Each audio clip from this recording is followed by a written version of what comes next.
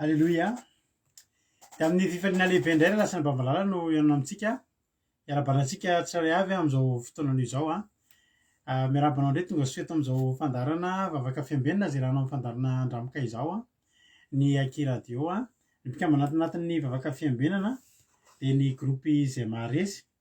Dia manana fiadanana tompo amintsika rehetrarehetra ary dia manasa anao indray a hanaraka an'izao fandarana izao a. Dia manasa anao hahatratra amin'ny farany a. Iarahantsika amin'ny adiny iray sasany mahery eo. Ifampahirizika anatin'ny hira, anatin'ny vavaka, anatin'ny tenin'Andriamanitra. Dia matoky sy mino aho fa ny fotoana izay irahantsika eto a dia ahafahantsika mifampahery a. Dia ampahery anao anie a. Ampitraka anao ihany koa ny tenin'Andriamanitra izay irahantsika eto sy ny fotoana rehetra izay irahantsika eto. Raha androany vao tonga eto dia miarabanao manokana mihitsy amin'ny teny anao hoe tonga soa ianao a. Dia ny fiadanan'ny tompony ho aminao tsirairay avy. Za resy lahatra fa tsy tonga fotsiny eto ianao fa misy raharaha ilan'ny tompo anao a. Ka dia maharetatra amin'ny farany. Raha voalohany ianao tonga eto dia aza mieritreritra hoe za vaovao be a, hihafahafa a. Fa tonga dia manaova ohatran'ny ankizy midira anaty commentaire mandraisa anjara mazahoa aina tsara fa tonga soa ianao eto a. Raisina mpifaliana mihitsy ianao tonga eto a. Ary tongava foana raha hitanao fa mampahery anao a. Antsika rehetrarehetra ity fandarana ity. Dia mazahoa hery a, mitombo finoana, dia mitombo fahasoavana miaraka amin'ny fanatrehan'Andriamanitra. Dia tahiny tompo tsika rehetra efa mpaketo ihany koa. Ranabaviaina ny hitako niditra voalohany teto a. Mino aho fa tsy diso ahako a. Dia tahiny tompo manokana ny ranabaviaina dia ny fahasoavan'Andriamanitra anie ho aminao a. Sy ny ankohonanao a. Sy izay rehetra ataonao ranabaviaina dia tahiny Jesosy a. Dia tombo fahasoavana. Alleloia. Dia tahiny tompo ihany koa ranabavy misy fita izay nanarakaraka azy tao a. Tahiny Jesosy misy fita Naël, tonga soa Kodaleoni, Rodine Marie. Dia tahiny tompo a Itody Raonisoa, Sandolany Irina, Verselina, dia Erika Raka, Kotre Kamaradin'i Jesosy, Kadaka Malala, Tsiry Amboaramela, Lantony Irina. Dia ao ihany koa Yama, dia ao ihany koa Rantany Irina Marie Charline, Rindra Hope, tonga soa Tina Rakoto Arzaka, Marijo, Mama Valtina, tonga soa Artizanay. Dia tahiny Jesosy ihany koa mamisy Angela io a. Lina ihany koa Artizanay de Madagasikara. Tonga soa ihany koa i Tozy Mikaela Falireritovo a. Tonga soa Angela io, Mama Valtina, Yama. Efa narabaiko teo daholo ihany zany. Eme Manambotsoa tonga soa. Rolia Anisa Paly mahita anareo a. Razana Monique, Andonina Suzelle. Dia tonga soa ihany koa izy mbola tsy voarabako. Mampionona tahiny Jesosy. Berthe Saba tonga soa. Nambintso Makrina, Nambintso Makrina, Indro Voatonona. Tahiny Jesosy a sady tonga soa ianareo rehetra. Faly foana zay mahita anareo ary metanetana hiaraka ifampahery rentsika amin'ity androany ity. Koa dia maharetatra amin'ny farany. Dia tahiny Jesosy ary misaotra anareo foana satria raha tsy eto moa nareo dia mangingina rereto zay fa nareo tonga. Dia faly zay Clara Julie, tonga soa koa Clara Julie. Dia mahereza, mahatanjaha, tombo hery, mitombo fahasoavana. Alleloia. Vetivety dia tonga ny faran'ny herinandro a. Raha pitsady indray tsika dia hifarana. Dia hakatsirontsika amin'ity androany ity a. Androany tahiny tompo koa Soameva, Felana Rakoto, tonga soa daholo a. Androany tsika ny ekipa iraka amintsika eto androany dia ny vavaka fanomboana Ranabavy Rodine. Dia nitondra tenin'Andriamanitra i mampionona ary nitondra ny vavaka ho an'ny firenena dia Anabavy Erika. Ho avy eto koa moa fity hanao famotinana toroteny omaly a izay ataony amin'ny teny frantsay. Dia tonga soa aritsika rehetra dia tonga soa fanatrehan'Andriamanitra. Mazahoa toerana tsara dia mihaino ny hafatr'Andriamanitra. Tahiny tompo andohato dia ampandrotsika nanabavitsika Rodine izy ny vavaka Amerika zao fotoana izao ampitan'Andriamanitra amin'ny tendro anty a. Tahiny tompo Ranabavy Rodine, anao ny fitenenana. Tahiny Jesosy pastera, tahiny Jesosy koa tsika tsirairay avy mpanaraka izao fandaharana vafoka fiandenana izao. Mbola hiara hivavaka tsika. Ry Andriamanitra rena iziny an-danitro, faly misaotra midera mankalazy ny anarana izahay. Misaotra anao izahay satria ny tantaninasina rovanao izahay ka mbola tafahoana amin'ity fandaharana vafoka fiandenana izao. Misaotra anao noho ny fitiavana sy ny famindrampo izay aserinao amin'ny tsirairay avy reto. Ankehitriny raisy izany fisaorana izany.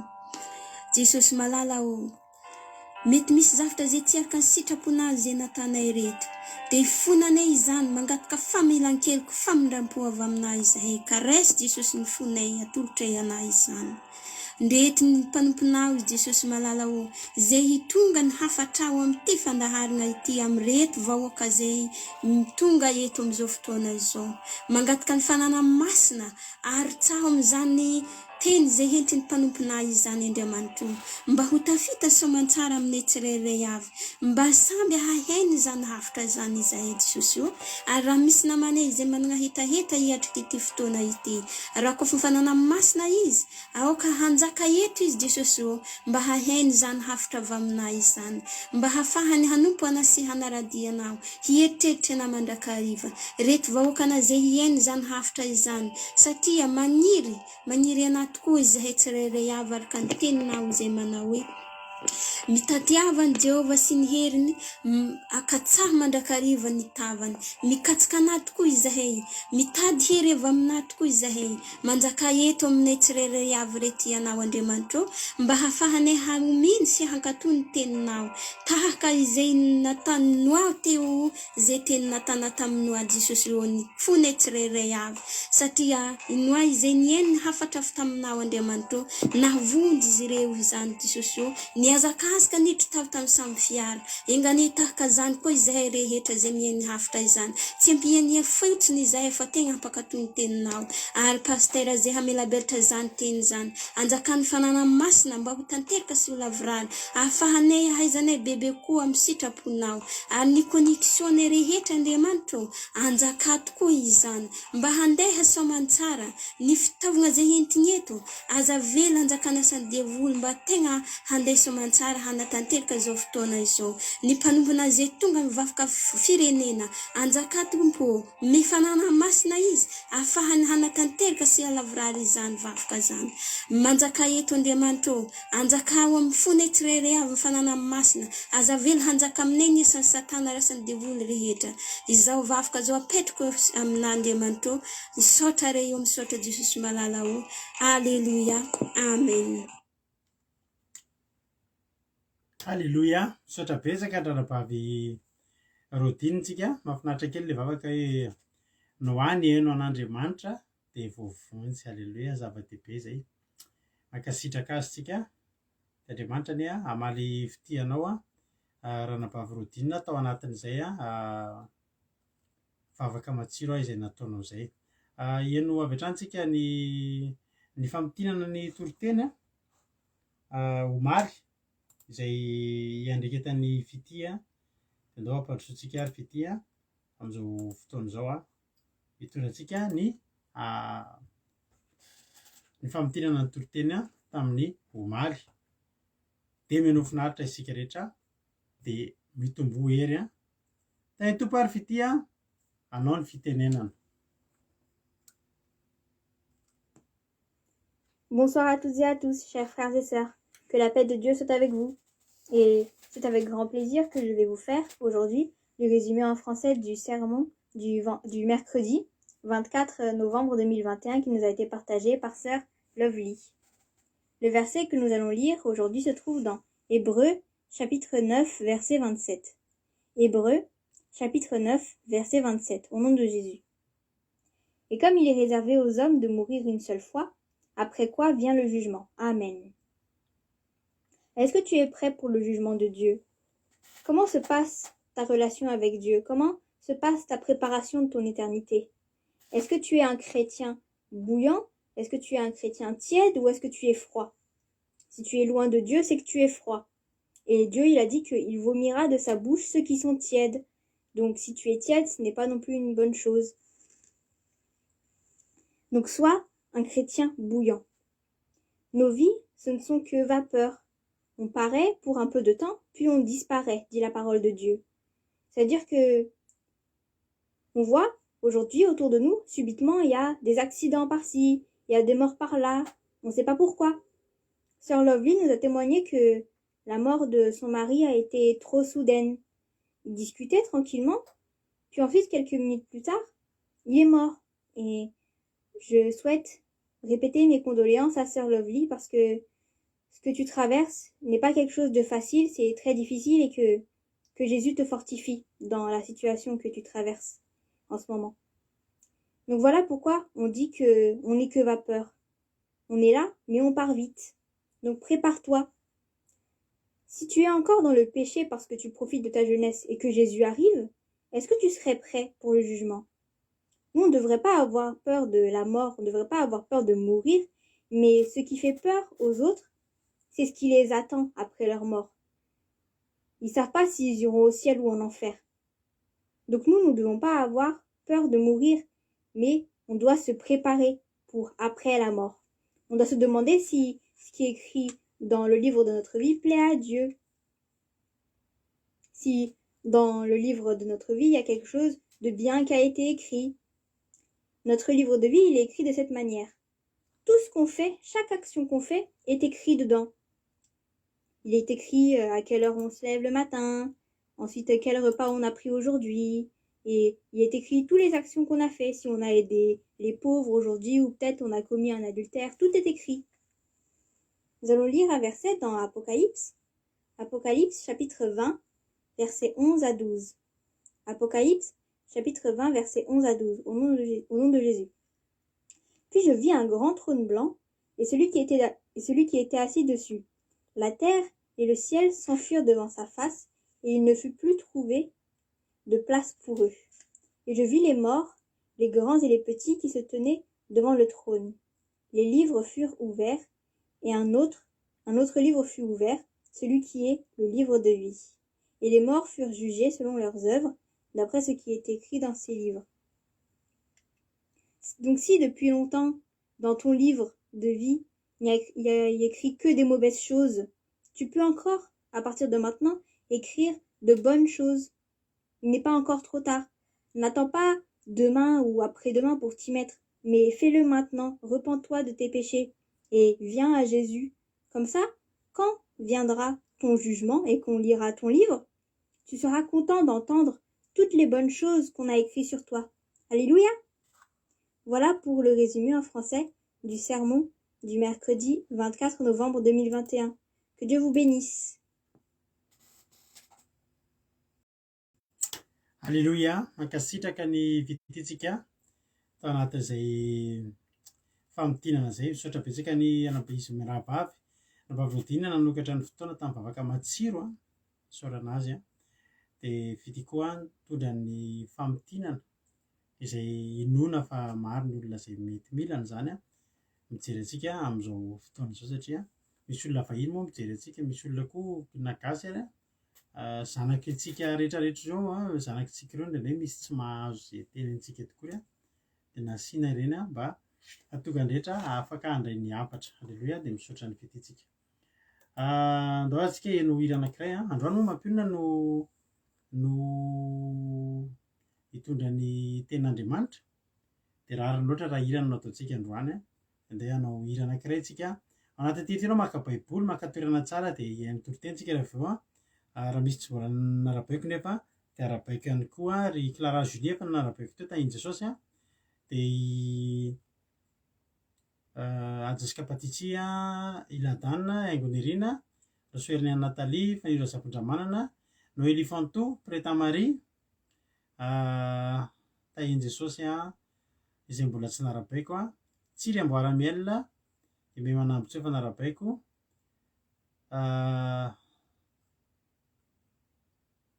tahiny Jesosy Faniro Zapondramanana Frangina Condrina tahiny Jesosy ndao ary tsika eno hira dia aoriana terititsika hitra amin'ny ten'Andriamanitra tahiny tompo ary isika rehetrarehetra ndao ary.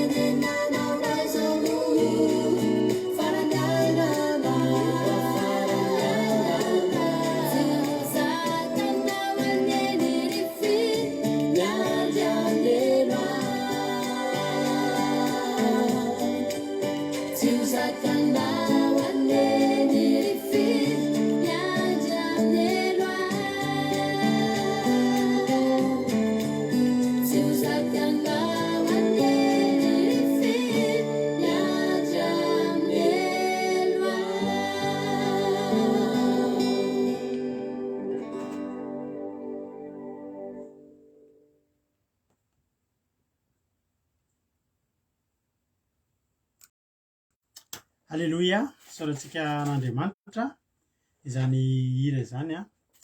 Dia misaotra antsika rehetra ihany koa mankasitraka an'izany izy izany a. Hira tamin'ny 2009 moa reny clip reny natao a. Dia isaorana an'Andriamanitra ihany koa ny isian'izany. Alleloia. Andao ary tsika hiditra amin'ny tenin'Andriamanitra. Dia raha misy mbola tsy narabaiko a dia arabaiko ihany nefa mino aho efa narabaiko daholo a. Sandola tahin' Jesosy a. Mami ihany koa efa narabaiko a. Fanilo efa narabaiko a. Fahombiazana fitahiana tonga soa dia tahin' Jesosy. Andao ary hiditra amin'ny tenin'Andriamanitra ary tsika dia mihaino finaritra ary dia rehefa tsika mihaino eto a venona eto avy eo mamelabelatra ny tenin'Andriamanitra. Tay tompo a mampionona anao ny fitenenana. Voninahitra an'Andriamanitra dia faly indray ny tenako miarabantsika rehetrarehetra amin'ny anaran'i Jesosy a. Izay tsika izay mpanaraka ny fandaharana vavaka fiambenana amin'ity alina ity. Dia raisam-pifaliana ho ahy indray a ny mitondra tenin'Andriamanitra hifampaherezantsika androany a ato anatin'izao a vavaka fiambenana izao. Hijery tenin'Andriamanitra avy hatrany ary tsika ao amin'ny Isaia no jerentsika androany. Isaia toko faha 1:20 no vakiantsika. Dia ny andininy voalohany a ka hatramin'ny andininy faha 9 ihany no vakiantsika. Lavalava moa izy olatra ny amin'ny andininy faha 13 afaka vakianareo ny tohiny fa andininy voalohany ka hatramin'ny faha 9 no vakiantsika angalatsika fampaherezana androany. Isaia 1:20 andininy voalohany ka hatramin'ny faha 9. Ny soramandry dia mivaky toy izao amin'ny anaran'i Jesosy. Ny fiposahan'ny famonjena sy ny fanesorana ny kapoaky fahatezeran'i Jehovah. Amin'ny anaran'i Jesosy, mihainoa ianareo izay miezaka mitady fahamarinana, dia izay mitady an'i Jehovah. Tsarovy ny vatolampy izay nakana anareo sy ny aty lavaka izay niadiana anareo. Eny, tsarovy Abrahama rainareo sy Sara izay niteraka anareo. Fa fony mbola tokana izy dia nantsoko sy notahiako ary no hamaroko. Fa Jehovah nampionona ny Ziona. Eny, nampionona izay rava rehetra ao izy ka manao ny hevitra ho tahaka ny any Edena ary ny tany foana ho tahaka ny sahan'i Jehovah. Hafaliana sy halavona no hitao mba amin'ny fisaorana sy ny feo fiderana. Mihaino ary vahoakako ary atongilano amiko ny sofinareo ry oloko. Fa hisy lalàna hivoaka avy amiko ary ny fitsipiko dia ampitoeriko ho fanazavana ny firenena. Akaiky ny fahamarinako. Efa nivoaka ny famonjeko ary ny sandriko no hitsara ny firenena. Izao no antenainy nosy ary ny sandriko no andrasany.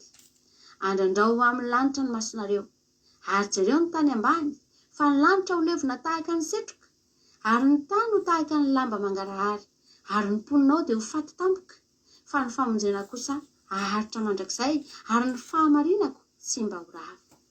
Mihainoa ianareo izay mahalala ny fahamarinana dia ianareo ry firenena izay manana ny lalako ao am-ponao. Aza matahotra ny latsa ataon'ny zanak'olombelona na manahy noho ny faharatsiany. Fa ny kalalao ihinana azy tahaka ny fihinan-damba ary lolo fotsy ihinana azy tahaka ny fihinam-bolon'ondry. Fa ny fahamarinako aharitra mandrakizay ary ny famonjena hiatra amin'ny taranaka faramandimby. Amen. Iverenantsika ny andiny voalohany ary ifampahiresantsika amin'izao fotoana izao.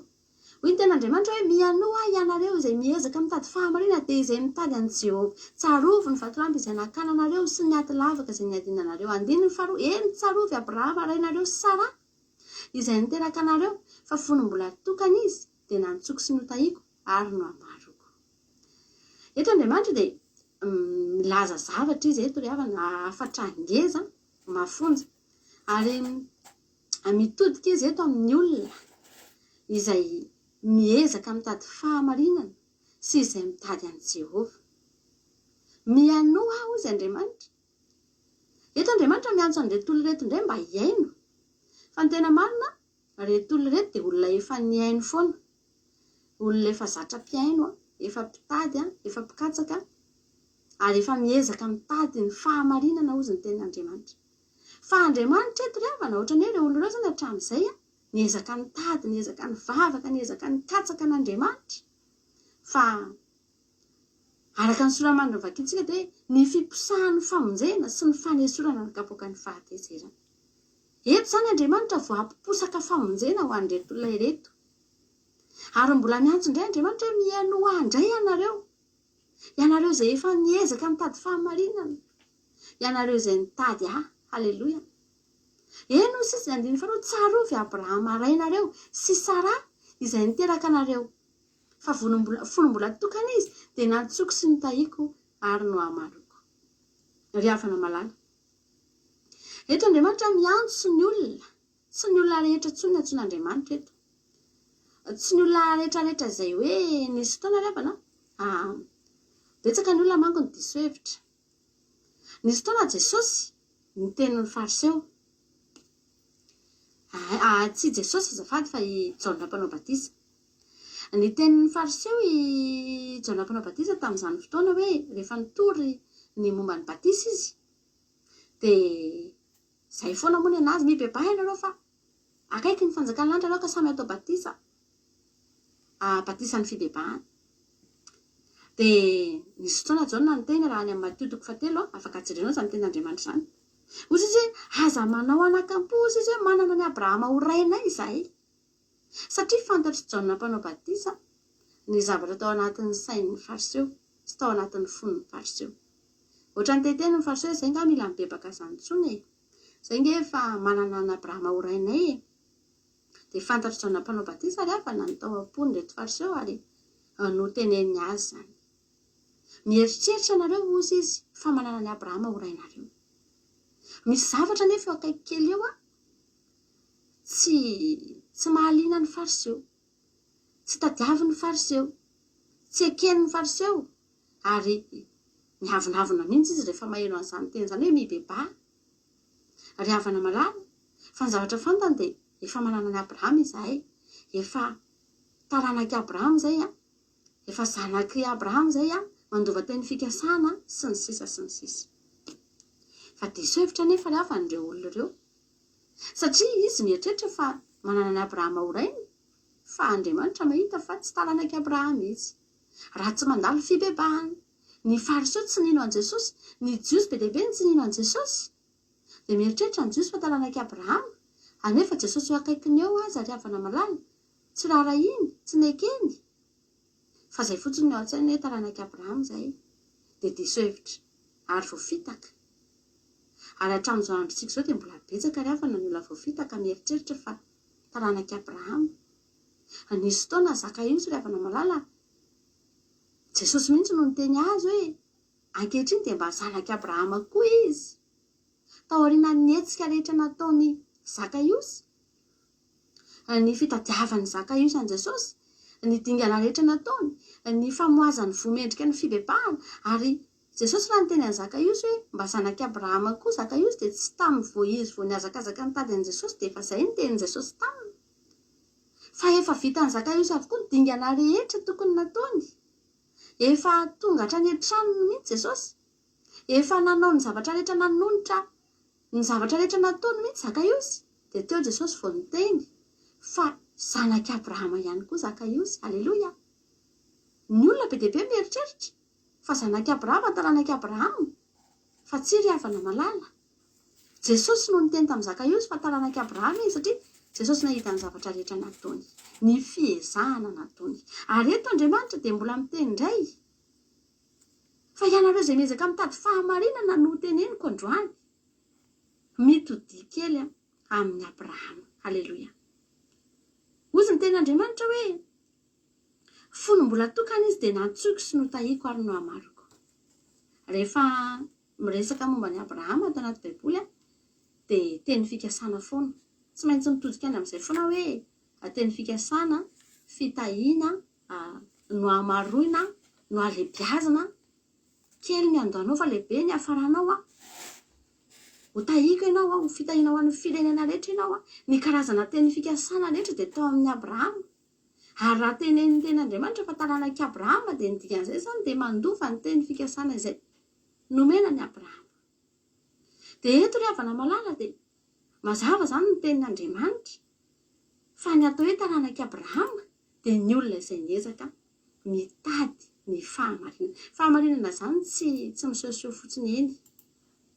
Eto an-tany eto ry havana tsisy zavatra marina mipotrapotra ho azy zany fa ny marina rehetra dia ezahana fenina, ezahana vonoina. Ary rehefa nampianatra ako ny anaty fampianarana no antsika izay fanahy eny dia nanomboka tany amin'ny Abela nge rehefa dia efa novonoina ny fahamarinana. I Abela dia endriky ny fahamarinana. Ary rehefa nanao zavatra nety teo anatrehan'Andriamanitra i Abela, nakasitrahan'Andriamanitra i Abela dia novonoiny Kaina. Ary mandraky ty ny androany dia mbola mamono fahamarinana foana no ataon'ny mpanjaka n'ity tany ity. Dia ianao zany aza mieritreritra mihitsy hoe misy zavatra marina zany ka ho hitahitanao fotsiny. Fa Andriamanitra dia miezaka mitady fahamarinana, zany hoe mila tadiavina io zay vao hita, dia katsahana io zay vao hita. Alleloia. Ary mitodika amintsika Andriamanitra androany ry havana malala. Eto Andriamanitra tsy ny olona efa tsy mihaino azy, efa tsy atsony haino azy tsony, fa ozy hoe mihaino ianareo dia tsika izay mitady ny fahamarinana. Ampahelo mantsy Andriamanitra eto ry havana malala. Ary isy zavatra eto ny ainan'ireto olona ireto talohan'ity antso izay nataony Andriamanitra ity fa ho esorina aminy androany, ho esorina aminy ao aorianan'ity antso izay nataon'Andriamanitra ity. Ozy ny ten'Andriamanitra amin'ny 9 Isaia 1:50 fa Jehovah mampionina ny Ziona, eny mampiona izay rava rehetra ao izy ka manao efitra ao ho tahaka ny Edena. Ary ny tany foana ao ho tahaka ny sahan'i Jehovah. Hafaliana sy haravona no hita ao mba amin'ny fisaorana sy ny fiderana. Alleloia. Eto Andriamanitra ry havana malala dia ampitsambadika fiainana izy eto, ampitsambadika zavatra izy eto. Talohan'io zany nisy fahoriana tao, nisy tanilao tao, nisy fidradradradrana tao, nisy zavatra rehetrarehetra. Dia ohatrantsika rehetra ihany tsika nge havana tamintsika mbola tsy nitady an'Andriamanitra, feno fahoriana, feno zavatra nanjoantsika. Fa eto Andriamanitra dia milaza fa Jehovah mampionina izay rava rehetra ao izy ka manao efitra ao tahaka ny Edena. Alleluia. Nisy zavatra rava zany tao, nisy zavatra potika zany tao fa ho averin'Andriamanitra amin'ny laoniny, ho amboarin'Andriamanitra indray. Ny tany foana ao izy ho tahaka ny sahan'i Jehovah. Nisy tany foana tao fa misy zavatra mampanirian'Andriamanitra indray zany ao amin'izany tany zany ry havana malala. Misy fetrany ny fahoritsika, misy fetrany ny zavatra hiaretantsika ry havana. Fa raha mihaino an'Andriamanitra ianao hatramin'izay dia mbola mihaino indray. Mety ozy izy ianao hoe zavy Andriamanitra efa miezaka mitady anao, mikatsaka anao, mitady ny fahamarinanao, nefa inona mba vokatra azoko amin'izany dia tadiavy fotsiny aloha, miezah foana ianao, mandroso foana ianao, fa ho hitanao fa amin'ny fotoana anankiray dia ho tonga aminao ity ten'Andriamanitra ity. Fa hihaino an'Andriamanitra indray ianao, ary ny zavatra ho teneny anao ity tsisy afa-tsy zavatra mahafinaritra ry havana, tsisy afa-tsy zavatra tsara. Andiny faefatra mihaino ary vahoakako ary atonga lanoko ny sofinareo riolo, fa hisy lalàna hivoaka avy amiko ary ny fitsipiko dia ampitoeriko ho fanazavana ny firenena. akaiky ny fahamarinako efa nivoaka ny famonjeko ary ny sandriko no hitsara ny firenena izao no antenainy nosy ary ny sandriko no andrasany. Haleloia. Ry havana malala, mbola tonga lany indray ny sofinao, mbola miaino indray ianao, fa Andriamanitra ry havana ampitoetra ny fitsipiny anazavanao. Io didin'Andriamanitra, io tenin'Andriamanitra arahanao io zavatra sitrapon'Andriamanitra ekenao io, tadiavinao isan'andro io ry havana, dia fanazavana io ho anao, fanazavana ho an'ny olona rehetra izay manaraka an'izany, izay mankatoa an'izany. Ary ny tenin'Andriamanitra mihitsy aza faneliny tongotry fanazavana lalako ny teninao, izay mandeha amin'ny tenin'Andriamanitra dia tsy mandeha amin'ny aiziny. Ry havana malala, akaiky ny fahamarina kozy Andriamanitra, andrandreo amin'ny lanitra ozy izy ny masonareo, ary jereo ny tany ambany, fa ny lanitra dia ho levona tahaka ny setroka, ary ny tany ho tahaka ny lamba mangarahara, ary ny mponinao dia ho faty tampoka. Fa ny famonjena kosa haritra mandrakizay, ary ny fahamarinako tsy mba ho rava. Vao maritsika noho ny teny an'izany resaka hoe olona maty tampoka izany, raha ny toriteny teto Zoky Lovely. Dia ny tenitsika fa tahaka ny zavony tsika ry havana, ary izany zavatra izany ange ry havana malala, hita be dia be nge ny olona maty ho azy, maty tampoka tsy eroa ry havana, fa tsy ianao izany, fa ny ianao eto dia famonjena no atao anao. Misy zavatra anankiroa izany eto miara-miaingy, paralelina mihitsy miara-mandeha, ny ato amin'ny ilany fahafatesana tampoka, fandringanana tampoka, misy zavatra tonga dia levona tampoka izany, potika izany, fa ny miara-miaingy amin'izay kosa ho antsika izay mankatoa sy mitady niezaka mitady an'Andriamanitra ry havana, dia famonjena. Ny famonjena kosa Andriamanitra dia aritra mandrakizay, ary ny fahamarinako tsy mba ho ravy. Io fahamarinanao anatinao io tsy azony izaniza ravaina io. Io ihany ny tsy afaka ho potika, io ihany ny tsy afaka ho levona, io ihany ny tsy afaka ho resy ry havana malala. Dia ny fahamarinan'Andriamanitra izay ao anatinao. Tehirizo izany, fa io ny hamonjy anao, io ny hahavelona mandrakizay anao. Mihaino ahy ianareo izay mahalala ny fahamarinana ozy ny 17, dia ianareo ry firenena izay manana ny lalako ao am-ponao. Aza matahotra ny latsa ataon'ny zanak'olombelona na manalo ny faharatsiny. Fa ny kalalao hihinana azy tahaka ny fihinan-damba, ary ny lolo fotsy hihinana azy tahaka ny fihinam-bolon'ondry. Fa ny fahamarinako haritra amin'ny mandrakizay, ary ny famonjeko hiatra amin'ny taranaka faramandiny. Ry havana malala, ianareo izay manana ny lalako ao am-ponareo, mazava ny tenin'Andriamanitra ry havana. Tsika manana ny didin'Andriamanitra ao am-pontsika, manana ny tenin'Andriamanitra ao anatintsika ao tsika, ary asian'Andriamanitra miaino azy tsika androany. Aza matahotra ny latsa ataon'ny zanak'olombelona na manahy noho ny faharatsiny. Mahazo latsa tsika, tena maromaro mihitsy tsika miatrika ady amin'izao fotoana izao ry havana, ary Andriamanitra eto mampahery. Fotoana ny latsa izao, fotoana ny fanamelohana antsika izao, fotoana ny fanenjehana antsika izao, fotoana ny fiampangano izao tontolo izao antsika izao ry havana. Ary efa elo izao tandrasantsika, fa izay androany te hampahery anao ahako. Inona ny ao am-ponao? Manana ny lalàn'Andriamanitra ao am-ponao ve ianao? Misy fahamarinana ve ao anatinao ao? Misy tenin'Andriamanitra ve ao am-ponao? Inona ny ao anatinao? Fa rehefa fantatrao ny zavatra ao anatinao, dia fantatrao ny toerana tokony hisy anao. Any amin'ny kilasin'ny olona tokony atahotra ve ianao? Sa any amin'ny kilasin'ny olona? Ilay tenen'ny tenin'Andriamanitra aza matahotra ny latsa ataon'ny zanak'olombelona, na manano ny faharatsiny. Ry havana malala, misy toerana roa mazava tsara, misy ny mpandatsa dia misy ny latsaina. Fa ianao ao anatin'ilay latsaina ve? Sa sanatria ao anatin'ilay mpandatsa? Satria ny olona nge ry havana amin'izao fotoana izao tena mifampiampangy, miampanga nge ry havana. Fa ny fahamarinana kozy ny tenin'Andriamanitra haritra mandrakizay. Ny famonjena dia hiatra amin'ny taranaka faramandiny. Za te hampahery antsika rehetrarehetra androany. Ianao io misy zavatra setraina ianao, misy zavatra hijoroana ianao, misy zavatra toerina ianao, dia mahery izy ianao. dinio fotsiny ao anatin'ny fonao a dia ampitomboy ry hafana ny tahotra an'Andriamanitra, ny fiainam-bavaka ao, ny fijoroanao fa io ihany no ahavonjanao. Voninahitra n'Andriamanitra iray ihany mino fa ampaherantsika izay ten'Andriamanitra izay a. Halleluja. Amen. Halleluja. Misaotra ny mampionontsika tao anatin'izay hafatra. Mino fa voarainareo tsara izany hafatra izany ary isaorantsika azy ny nanomanina izany toriteny izany dia Andriamanitra anie hamaly fitianao ihany koa mampionona dia tombositra dia tombo fahasoavana dia tongava amin'ny ambony indrindra fampiasain'Andriamanitra foana anie. Halleluja. Isaia 1:20.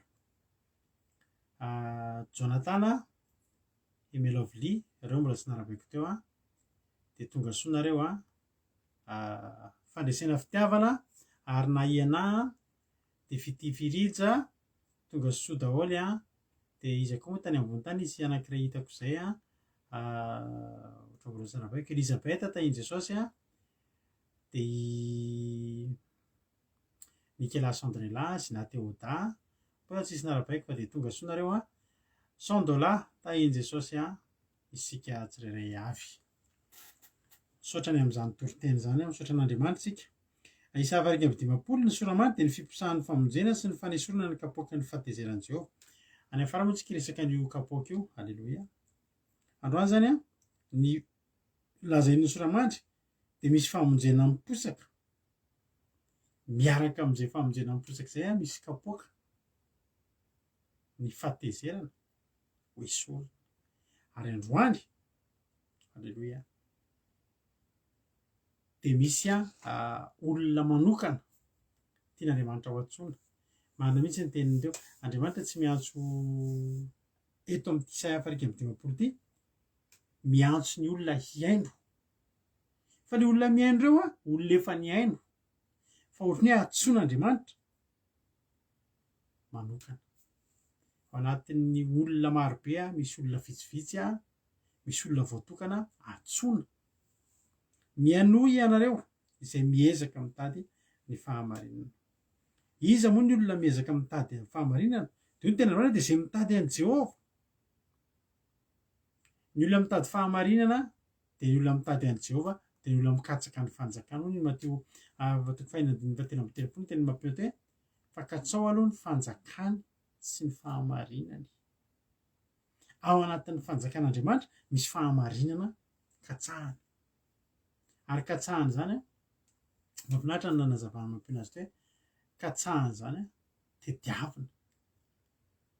Raha hoe zavatra miperaperaka fotsiny hitahita eny dia tsy mila katsahana zany fa hita ho azy. Fa mikatsaka zany tena mihoatra noho ny mitady zany ry havana malala. Tena hoe mikatsaka. Ohatran'ny hoe rehefa misy zavatra tsy hita ao an-trano ao dia mitady ianao raha mijerijery ohatry fotsiny dia izay eny amin'ny anina eny ihany. Fa ilay atao hoe mikatsaka tena jerenao hatrany ambany fanaka rehetrarehetrany mihitsy any amin'ny toerana izay tena tsy tokony hisy an'izany zavatra izany. Any ny hitadiavanao azy satria izay no atao hoe mitady. Tsy mitady ianao a, tsy mikatsaka ianao a raha tsy any amin'ny tena hoe tady lalina. Halleluja. Androany Andriamanitra dia miresaka amin'ny olona izay miezaka. Ao anatin'ny teny hoe miezaka mitady fahamarinana zany hoe ezaka avy aminao. Ezaka avy aminao ny tadiavanao an'ilay fahamarinana zany. Avy any anatinao any mihitsy misy ezaka ataonao hikatsahanao ny fahamarinana. Izany hoe miezaka mahalala an'Andriamanitra. Hoy ilay olona niresaka taminay teto tanaty groupe ato, niresaka fanaovana hoe za tokony liana amin'Andriamanitra, liana. Misy vaingany koa nisy olona tena zany hoe za izy mba hianatra mba hanaraka ny fandaharana mba hianatra baiboly fa tia halala an'Andriamanitra. Halleluja. Ny ataontsika eto mikatsaka ny fanjakan'Andriamanitra tsika ry havana dia mikatsaka ny fahamarinana, miezaka mitady ny fahamarinana isika. Ao anatin'ny tenin'Andriamanitra, ny tenin'Andriamanitra dia fahamarinana. ary ny ten'Andriamanitra dia tsy azo itikevitra. Ny ten'Andriamanitra dia fahamarinana efa napetraka. Halleloia. Tena diso mihitsy raha misy olona miteny hoe andao ovaina ahitsy ity baiboly ity, misy zavatra tsy diso, misy zavatra diso ao anatiny. Satria fahamarinana ve mbola ho hamarinana? Fahamarinana ve mbola tadiavina zavatra diso? Tsy ry havana. Tsy a. Be dia be ny olona miezaka mitady zavatra hamelina ny ten'Andriamanitra. Misy rahalahy zay indray andro tadidiko eto, mandalina baiboly izy a, dia zao zavatra nitsoahany ao anatin'io baiboly io. Tsy azo atao hono ny miteny zany hoe soratra masina, hoe soratra masina ato anatin'ity baiboly ity. Dia efa maninona? Ka satria izy ny devoly misy fotoana miteny ao anatin'ny baiboly, misy fotoana tenin'ny devoly no voasoratra ato anatin'ny baiboly, zany hoe Jesosy le nalain'ny devoly fanahy dia soratana ato zany hoe raha zanak'Andriamanitra ianao, dia zanak'Andriamanitra tokoa ianao dia ovay mofo io vato io. Dia satria misy tenin'ny devoly dia tsy azo atao hoe soratra masina hono ity baiboly ity. Za zao andinika baiboly ihany dia zavatra ohatr'izany no voatsoakany. Fa isika katsaka ny fanjakan'Andriamanitra ary mikatsaka ny fahamarinana. Ny ataontsika eto dia tsy mivavaka ihany, fa tena mikatsaka an'Andriamanitra, mikatsaka ny fanjakan'Andriamanitra, mikatsaka ny fahamarinana, ary tsika dia te ho any an-danitra. Ary tsika rehefa ho any an-danitra dia ny fanjakan'Andriamanitra ny ihany. Ilay fanjakana tsy azo ozongozonina mandrakizay, ilay fanjakana tsy rava mandrakizay, ilay fanjakana azo antoka fa hisy mandrakizay. Ny fanjakana rehetra misy eto amin'ity tany ity tsy haritra mandrakizay.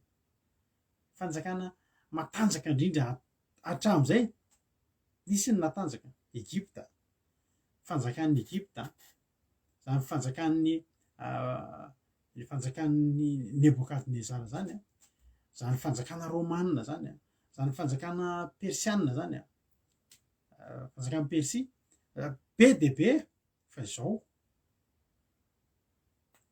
lefy daholo ihany ireny.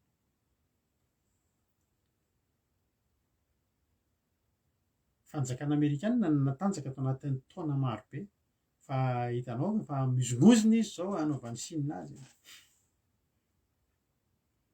Akaikaiky ao Russie tena vonona ny aka ny toerana. Zany hoe tsy misy fanjakana maharitra mandrakizay afa-tsy ilay fanjakana katsahantsika. Ary sika dia hikatsaka an'io satria tsika dia te hiaina mandrakizay, te hiaina ao anatin'io fanjakana io. Androany Andriamanitra miteny, raha misy eto olona miezaka mitady ny fahamarinana, mikatsaka zany ho any an-danitra.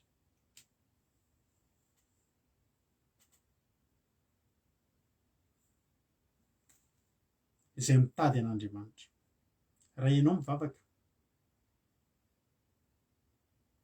inona ny tanjonao? Inona ny zavatra tena katsahanao? Manana antom-bavaka ny olona, manana antony a.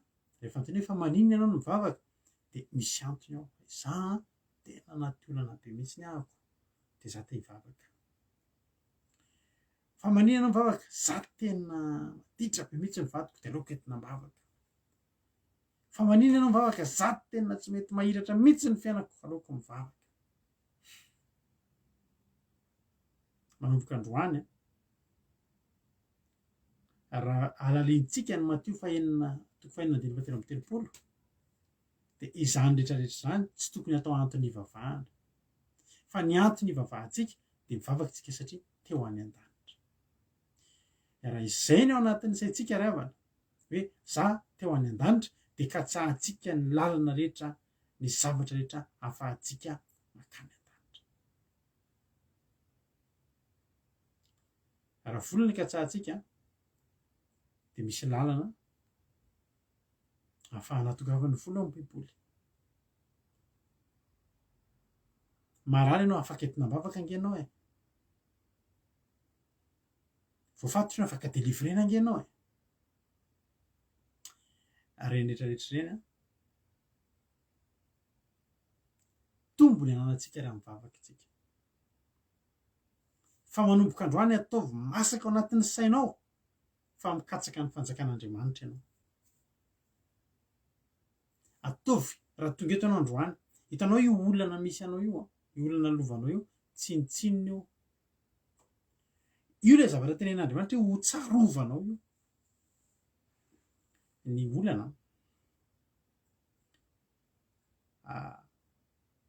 nataon'Andriamanitra isy io nafahany antso anao aloha raha izay. Ny 9,700 olona tonga mivavaka de olona nisy olana nisy zavatra zay tsy vitany tsy maintsy tadiavany an'Andriamanitra, fantany fa Andriamanitra mahay an'io. Na nisy olona nyteny taminy hoe ain'Andriamanitra atao io. Alleloia. Olana tsy tonga fotsiny eto ianao io. Olana daholo na tonga nareo rehetrarehetra ireo misy taminareo mety mbola tsy tafaresaka taminay. Fa ny ankabetsahanareo de olana daholo na tonga avy de zay miteny hoe andao hivavaka manaraka fandarana riva. Alleloia. Olana daholo. Misy taminareo tsy nataon'ny mosavy tsy nitraka mihitsy. Misy taminareo teo tena nataon'ny ozina tena tsy niaina mihitsy. Misy taminareo reo tena efa lasa tanteraka ny vady. Misy taminareo teo tena tsisy fiainana mihitsy. Olana no nahatongavanareo. 9,700 5,400 ny olona tonga manompo an'Andriamanitra de tamin'ny alalan'ny olana. Ary olana ny fitaovana hitan'Andriamanitra tena mahomby indrindra fa ny olona mitady anazy. Satria Andriamanitra ny faholana. Alleloia. Tsy misy olana mahajanona ao amin'Andriamanitra ary fantatry ny olona zany. Rehefa ny olona teny mba eto ambavaka de fantan'izay fa zavatra efa tsy vitan'ny olombelona intsony fa entina ambavaka ny mapety. Alleloia. Misaoran'Andriamanitra ianao amin'ny olana nisy teo aminao io. Jiso tsy amboara-melona. Misaoran'Andriamanitra ianao nisy an'io. Za tena teneniko anao fa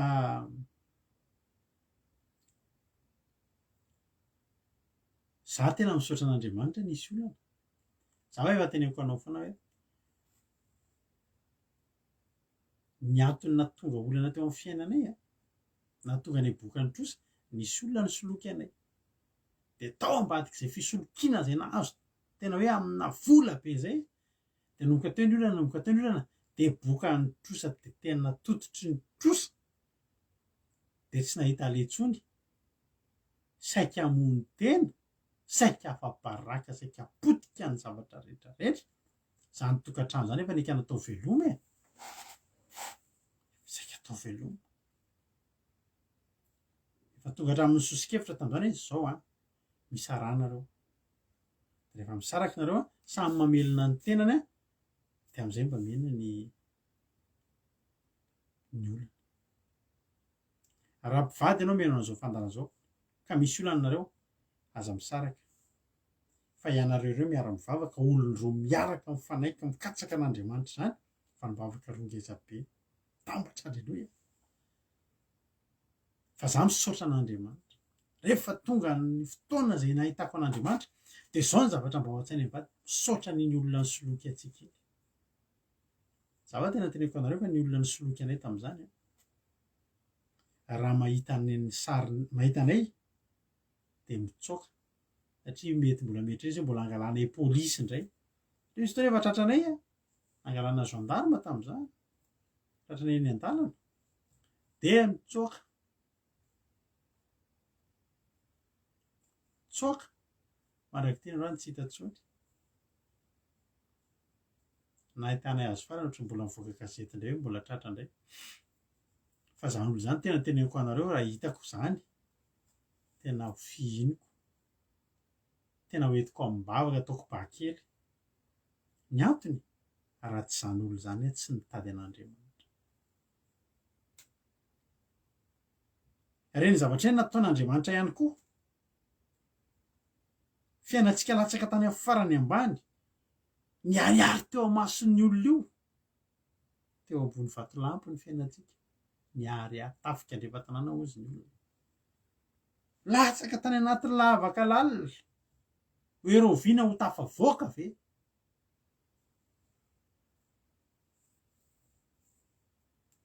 reny tsy nataon'andriamanitra ny ainga tamin'ny zavatra tsy nisy ianao fa ny ainga tamin'ny zavatra tena ampotsarovana hoe tena taizany fiainako taloha ary andriamanitra miteny eto ho antsika rehetra zay miezaka amin'ny tany famarinana zay mitady an'andriamanitra veleo fahatsiarovanao tsarovy ny vatolampy fa teo ny nakan'andriamanitra niariary hitam-bahoaka teo nianjaanja rery teo ny fiainanao teo ny nandraisan'andriamanitra anao tamin'ny tanany alleloia tsarovy dikan'le tsarovy a ery ambareo misy telo kely jereo tena hoe jereo mihitsy hoe teto atonganao ho lasa mafana fo amin'ny fitiavan'andriamanitra de tsarovy matetika ny toerana nisy anao tsarovy za misy fotoana mandeha matetika eny an-dalana rereny ahako any am-piasana rerany mipetraka kely aloha de manganohano halleloia mieritreritra ry jesosy a fiainako taloha fa ilaina atsoin'andriamanitra tsika androany tsika zay mitady an' jehovah reto tsika zay tena hoe mikatsaka amin'ny fanjakan'andriamanitra tsarovy matetika jereo vatolampy zay nakanana salady sy ny aty lavaka izay niadinanao ny dikan'io teny io aty lavaka niadina de zao tany anaty lavaka ianao fa mbola voatototra ihany koa tsy tany anaty lavaka ianao no nalaina fa tany anaty lavaka de tototry ny tany de mbola nadina aloha ny tany de nisokirina tany ny fiainanao jehovah navitan'izany jehovah navitan'izany alleloia andriamanitra zany tsy teny amin'ny olona maniratsira azy manao tsinitsinina azy avimba enoy enao tonga eto amin'ny alina efa tokony fotoana atoriana misy aminareo reo nge mampalahelo misy aminareo reo efa alina be fa tena alina be mihitsy any zao misy aminareo reo vomifo maraina be mbola ianabavy angelay zao rehefa mizoma mbola le tena le teritory be izy ke mijeren'io zao miezaka mihitsy izy mbola matory mbola maraina be mihitsy amindreo zao tsareo keo taranabavy mary zao rehefa sabaty zay manao commencement manomboka amin'ny 1 amin'ny folo sasany fa any aminy mbola maraina be mbola amin'ny 5 izy zay samy nefatra ranabavy mary zao tsy tadidiko tsony mampalahelo fa izy tonga izy tsy mbola nanapaka izy nandre mandeha andreo angelahy io zao na ny vadiny ary zao mety maheno anazy mety mbola manofy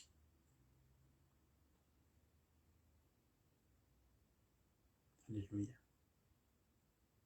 fa ianao io tsy olona manao sangisangy ianao ary matiantoka koa anao raha manao sangisangy amin'ny 4 maraina ny andro mari zao rehefa tsika manao commencement amin'ny folo ataondro reny fo amin'ny 4 maraina aninona zany de rehavana ny anao sangisangy fiovanana tsy matiantoka fa ianao io mikatsaha tsika io mikatsaka an' jehovah mitady ny fahamarina ary tedavy ny fahamarina katsao ny fahamarina ary fahamarina zany tsy hitanao fa mila mikatsaka ianao ao ambadiky ny tenin'andriamanitra ao anatin'ity baiboly ity de misy fahamarinana katsahana ao anatiny io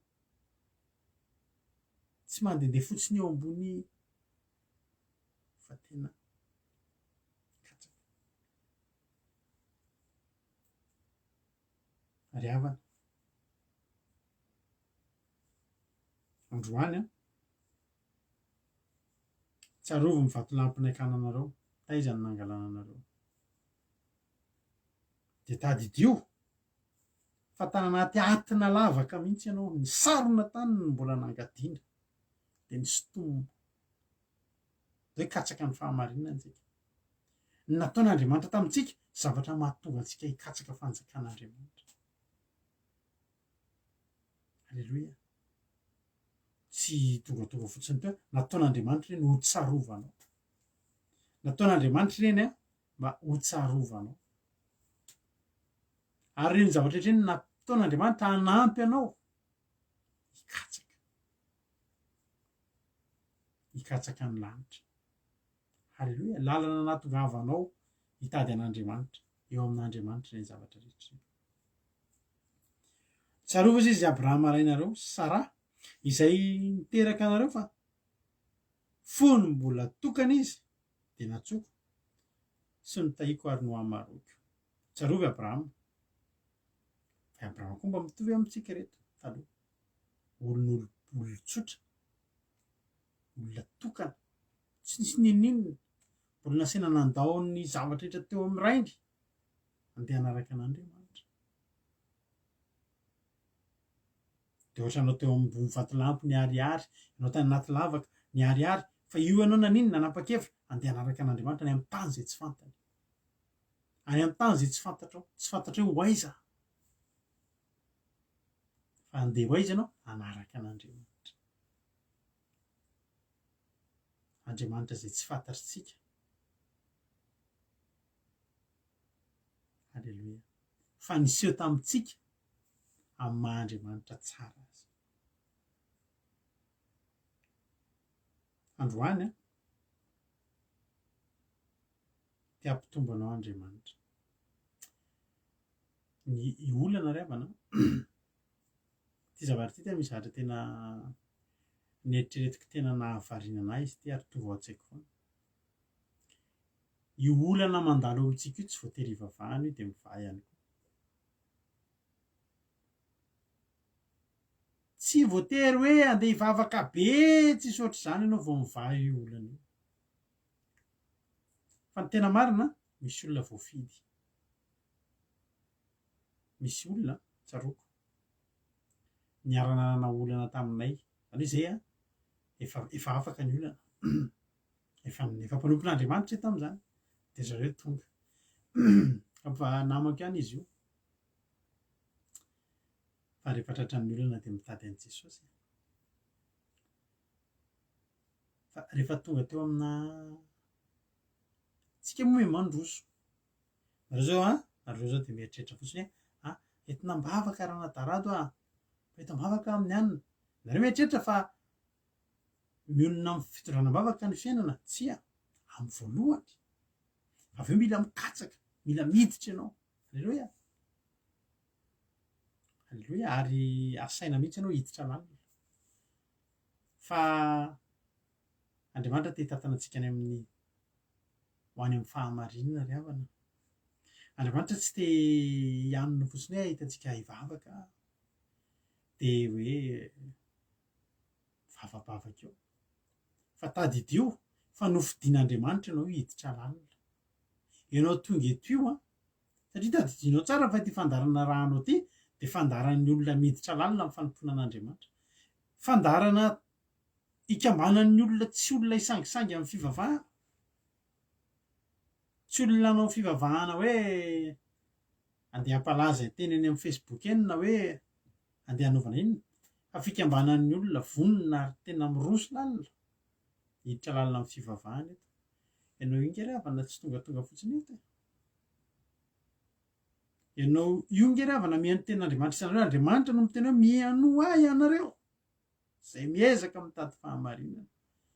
Zao mety mbola mampangididy ny sofinao fa ianao tonga eto io mbola tonga eto androany io tsy kisendrasendra io. Ianao mety mbola mampangididy anareo sofina anareo. Na de ataoko hoe mihaino an'izany teny hoe sabata zany. Zany nge zao mampangididy sofina io sabata. Mahavariana ny olona mieritreritra mihaino an'izany olona zany hoe ho any an-danitra. Zaho tena variana misy fotoana sendra miteny an'izany. Raha lata hitako hoe ho any an-danitra tsika raha ohatra misy olona gaga. Misy inona ary mahagaga an'ilay olona amin'izany hoe ho any an-danitra zany? Inona ary ny ivavahantsika tsy ho any an-danitra? Zany eto tanitsika ry havana. Notahian'Andriamanitra zany ao anatiny zany. Fa tsy zany ny ivavahantsika. Raha hanaraka eto ianao mba hahazo vola avy amin'Andriamanitra de teteny aminao hoe ho azonao ihany zany fa raha zay ny zavatra andrasanao hoe antony ivavahanao de kely zany. Tena kely ary tena tsisy dikana. Ny misy dikany de ny fanjakan'Andriamanitra. Ianao afaka amin'ny olana amainina. Ary resaka momba an'izay mantsy tsika. raha mikatsaka ny fahamarinana ianao a no evakiko mihitsy le matio toko fahenina teo sao de adinidinitsika mareo amin'ny baibolinao na de faheninao matetika ary matio toko fahenina fatelo amby telopolo anao zy ten'andriamanitra andiny fa raiky amby telopolo aza manahy ianareo ny aminy hoe inona no hoanina inona no sotronay inona no tafianay zany rehetra zany de katsahany jentilisa fatratra ny jentilisa ny hafa firenena mivavaka koa nge izy manana n'andriamanitra nge izy manana ny andriamanitra ny izy fa ny andriamanitra ny a de zao ikatsahany an'ireo fotsiny satria ny ten'andriamanitra hoe zany rehetra zany de katsahany jentilisa fatratra zany no mahatonga antsika rehefa makany amin'ny doany ny olona de zao zavatra zao foana fangataham-pitahina makeny amin'ny doany ny olona mitondra tantely mitondra tsy fantatro avy zay zavatra rehefa iny za mbola tsy tamin'ireny isaorako an'andriamanitra de misy zavatra ho angatahany izy zay fangataham-pitahina fangataham-pitahina amin'ny razana fangataham-pitahina amin'ny doany de reo ny katsahany le ny tenin'andriamanitra te katsahany jentilisa fatratra de no hoaninay a no sotronay a no tafianay zay kosa aloha tsy nisy olona mihitsiny nandeha nakeny amin'ny doany de nyteny hoe mba ho tonga any an-danitra tsy fantany zany ary tsy rarahany zany fa ny azy no hoanina no sotrona no tafiana zay ny zavatra ilaina hoy jesosy hoe katsahany jentilisa fatratra zany fa nefa kosa tsika tsy hoe tsy mikatsaka an'izany tsika tsy hoe tsy mirarahany zany ka hoe tsy mila akanjo tsika tsy mila misotro tsy mila mihinana mila n'izany tsika mila miakanjo tsara ianao halleloia mila mihinana tsara ianao mba mila misotro tsara ianao tsika tsy hoe tsy mila an'izany fa tsika tsy mikatsaka an'izany samy hafa zany mila an'izany tsika matotsika miasa mila vola ilaina ny vola fa isika tsy mikatsaka vola hoe tena aizandray ny vola aiza ny vola ahoana le vola ka vao mihetsika de vola fa raha mikatsaka vola tsika de zao raha mikatsaka vola tsika de vao manompoka ny ten'andriamanitra de vola ny resahako anao havana malala vola be zao ny azahoantsika vola ahoana momba an'le vola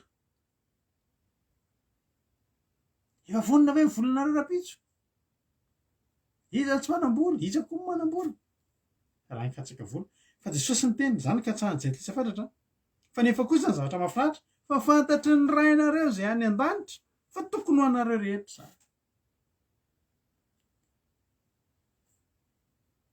fantatry ny ray tsika any an-danitra fa mila hofatrano ianao fatan'izany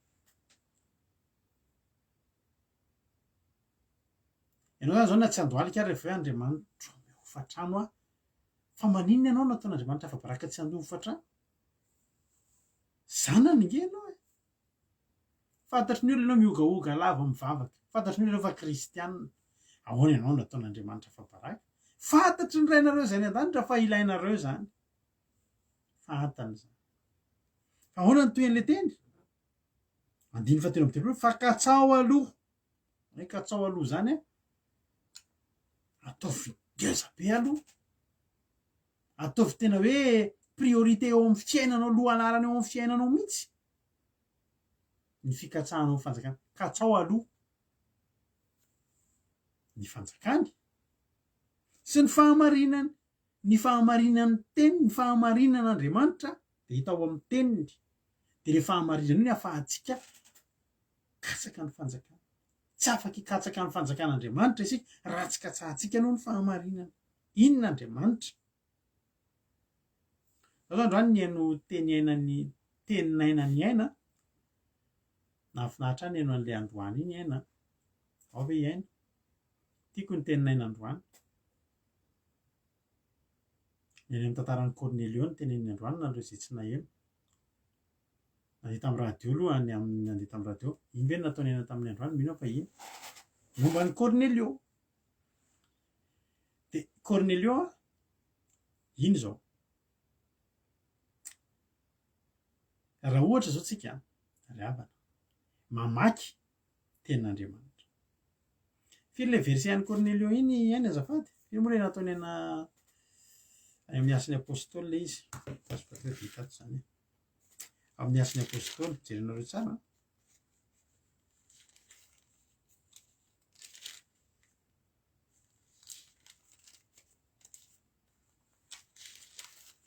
Asan'ny apôstôly toko fa raika ambin'ny folo misaotra mampionona. Asan'ny apôstôly ny toko fahafolo ny amin'ny Cornelio.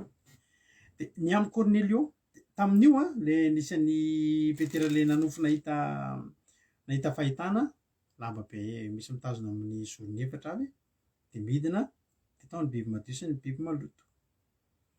Nisy ny zava-padina nasiana ny hohaniny. De rehefa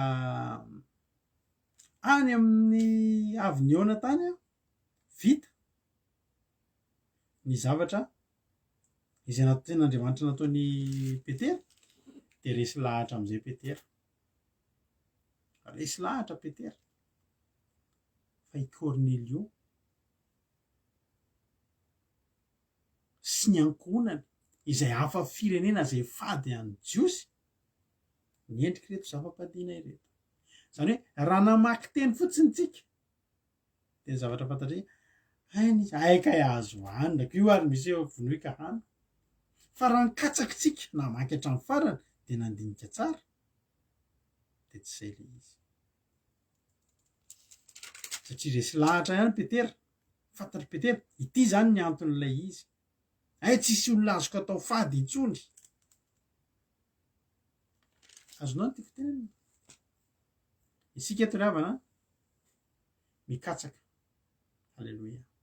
Ianao aza gaga mahita an'ireny olo ireny ny mpitory-teny vehivavy eto amintsika amin'ny sariny to. Fahamarinana ireny. Nokatsahana ireny. Nokatsahana ireny. Raha mamaky fotsiny tsika de afaka mahita tsika hoe ianareo vehivavy aoka angina. De tsy tokony hitory-teny. Raha namaky zany tsika de tsy mitory-teny reny ranabavitsika ireny. Fa satria tsika nikatsaka de fantatsika fa tena tokony hitory ny vehivavy. Fa raha maminany izy ireo de misarindao mikatsaka. Mikatsaka. Halleloia. Ry havako rehefa mampiondreny ny verset rehetrarehetra. Za tena teteny aminao androany. Ianao aza retsika toton'ny olona ny saintsika hoe nareo tena extrémiste be nareo rehefa amin'io baiboly io. Zany hoe tena ry havana ny fahitan'ny olona rehefa miteny fotsiny hoe zay mitandrina sabata de tonga de hafa amin'ny fahitan'ny olona anao. Ohatry ny ianao le olona le miseho anao ohatriny hoe iny. Tonga zany fandraisan'ny olona anao de le olona tena le tsy afafiriny. Ka eto ry havana ny asen'Andriamanitra miaino eto de ny olona miezaka mitady fahamarinana, miezaka mitady an'i Jehovah. De ianao aza taitra ianao raha tena indreo nareo koa tsy ampahafirina, nareo hoe hiakatra velany an-danitra. Ry havana tsika ho any an-danitra. Aza adino hoe tsika ho any an-danitra. Fa raha zany Abraham zany tena nikatsahany Andriamanitra ary tena narahany hatrany amin'ny zavatra efa tsy hanarahan'olona azy intsony. Any amin'ny Genesisy Genesisy fa 5:10 ny nanaovan'Andriamanitra fanekena tamin'ny Abrahama, nitenenan'Andriamanitra zavatra tsy mitombona mihitsy Abrahama ty. Hoy Andriamanitra ry havana 5:10 de nitondra azy nivoaka teo ivelan'ilay izy ka hoe jereo angely lanitra ka isao ny kitany. Raha mahisa azy ianao de raha mahisa azy ianao de hoy izy taminy ho tahaka izany ny taranakao. Iza ny afaka nitsakitana? tsy voaisa zany nefa i Abrahama amin'io olona momba ary momba tsy hoe mbola afaka lalovan'ny professeur rehetraretra fa na le vehivavy efa nitsara tamin'ny fomban-behivavy fa sao mba teny Abrahama andiny fahenina ary nino an' Jehova izy ka de nisainy fahamarinana nino Andriamanitra nifidy any Abrahama satria fantany fa io ny afaka ino azy alleloia ary neny Abrahama nisainy fahamarinan'Andriamanitra ny teniny zay ny tenen'Andriamanitra zay marina alleloia zany ke mahatonga antsika ravana mino ny zavatra efa tsy nohon'ny olona tsony ny tenen'Andriamanitra de io marina na inona teneniny fahavalo zay tenen'Andriamanitra marina misy olona amin'ny tenanao manomboka androany ohatra hoe nareo koa de tsy ampahafiriny zany hoe de aza menatra fa ianao olona ho any an-danitra ary ianao mbola ampaherezin'Andriamanitra mbola iheno eritreretina olona efa miezaka mitady fahamarinana fa Andriamanitra koa miteny ho an'izy ho an'le olona miezaka mitady fahamarinana raha mitady ho kivikivy ianao amin'ny fitadiavanao fikatsahanao ny fahamarinana fa mitady onona fotsiny hoe ampy ary efa mivavaka tsotra fotsiny de io ny ten'Andriamanitra tsarovo fotsiny Abrahama renareo Sara zay niteraka anareo fa fonombola tokana izy de natsoko de nitahiko ka no hamaroko ry havana ny fikatsahana ny fahamarinana ny fanekena ny fahamarinan'Andriamanitra hanapaka anatinao de mahatonga an'Andriamanitra hanamaro anao ahatonga an'Andriamanitra hitahanao ary ny fitahian'Andriamanitra tena fitahian'Andriamanitra de ao anatin'ny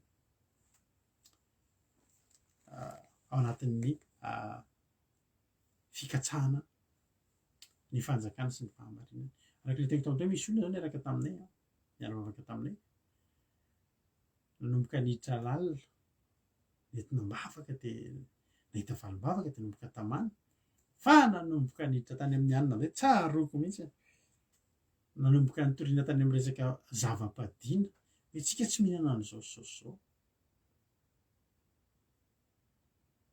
ka fahamarinana katsahana daholo zany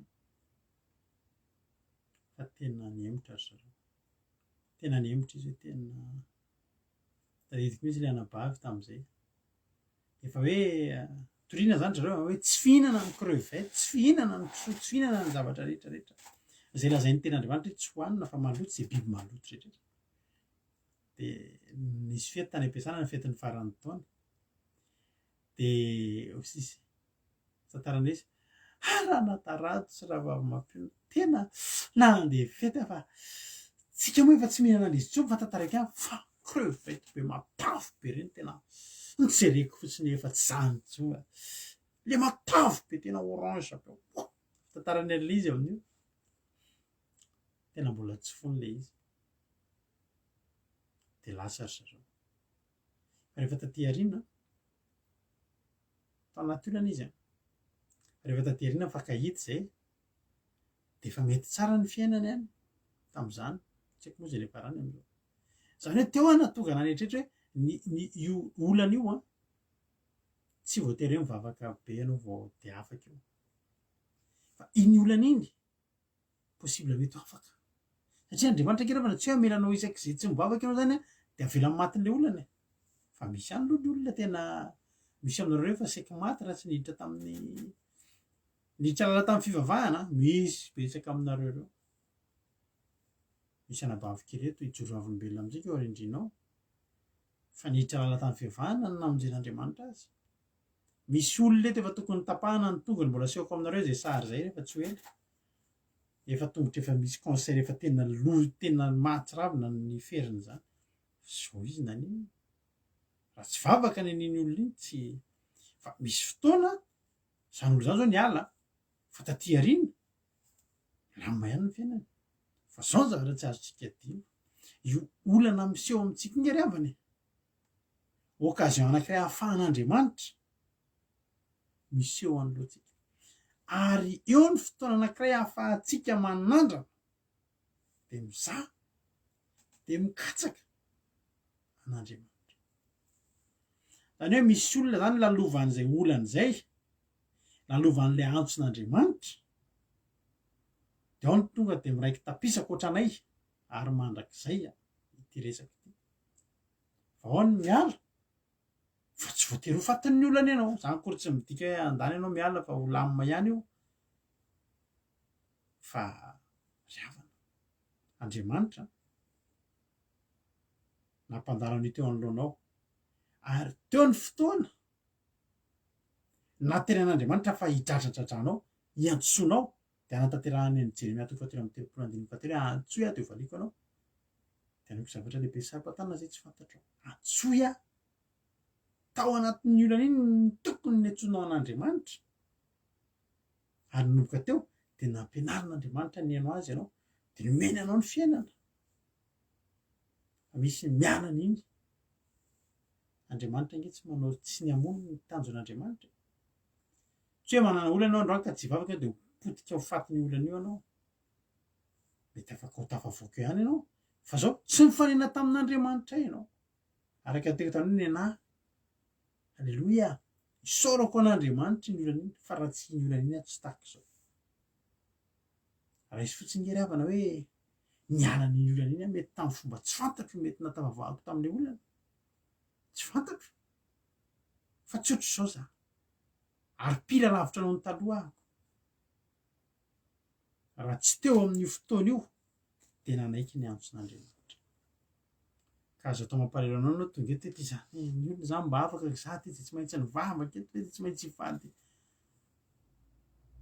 zay vao tahian'andriamanitra tena marina tian'andriamanitra ianao ary tian'andriamanitra hiposaka aminao ny famonjena rehefa mivavaka ry havana andao tsika ry havako andao tena hivavaka andao tena hoe tena tonga de hikatsaka andao tena tonga de hoe hikatsaka rehefa mivavaka ihany andao hibanjina ny lanitra andao hikatsaka ny fanjakan'andriamanitra fa io olana hoe tena koa tsy sy dikany io e tsy androany ianao raha misy olana ianao tonga eto andao tsika hikatsaka an'andriamanitra fa rehefa andriamanitra nikatsahanao ka hitanao tsisy dikany ry olana reo tsy hakiken'andriamanitra akory ny mitsipindy an'io de tsy teo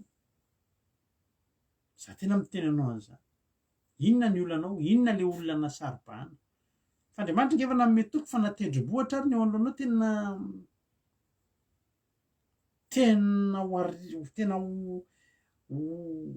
akisak'andriamanitra io tena ho arodan'andriamanitra nge raha va io olana amin'ny savona eo anoloanao io e fa tsy io ny problème an'andriamanitra fa ianao alleluia ka androany za tena teteny aminao hoe anjika hikatsaka an'andriamanitra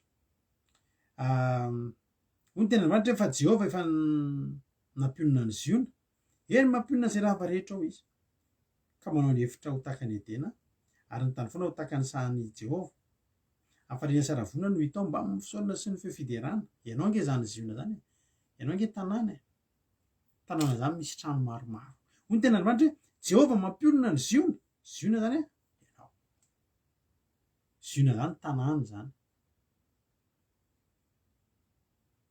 fa ao anatin'io tanàna io misy trano be dehibe mahatonga azy ho tanàna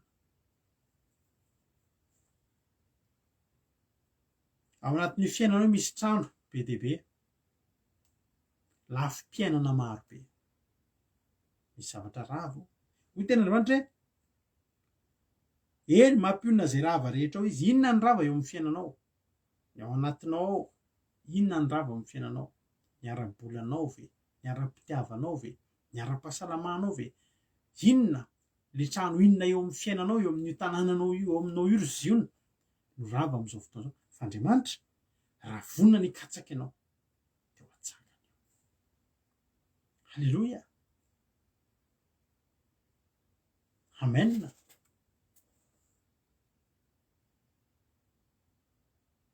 de zay rava rehetra de ampionon'andriamanitra ary raha tany hevitra mihitsy ny fiainanao ry ziona amin'izao fotoana zao de ataon'andriamanitra ho takany edeny io ary ny tany foanao izy ho takany sahan'ny Jehova hafaliana sy haravona no hitao mba mifisaorana sy ny fefiderana betsaka amin'ny olona ela tsy nahitan'izany hafaliana sy haravona zany rehefa natolana ianao tsy hitanao zany. Za zao ny aina tamina alahelo tahotra teborory fanahinana ataonany tanatin'ny olona zay naleo. Tsy tsaroako zany mandalo tony taona maro ihany. Inona ny fety tsy nandalo ny anniversaire nandalo ny rera fa inona tsisy hafalinona tsisy haravona. Ndao hikatsaka ny fanjakan'Andriamanitra fa ho atsangan'Andriamanitra ny mombanao. Atsangan'Andriamanitra zay rava eo amin'ny fiainanao. Maro taminareo tsy nila fanafody tsy nila ninina fa fahamarinana no nanasitrana anareo.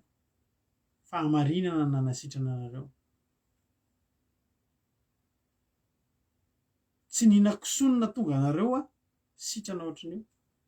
Aza mbola manao antsoava aminareo androany. Raha misy olona taizana aretina tsy mitahatra ny marary, misy tension za hitanareo zao taranaka diabetika. Misy diabeta daholo izay menakavy. Ary mampiondreo misy tension daholo izy menakavy.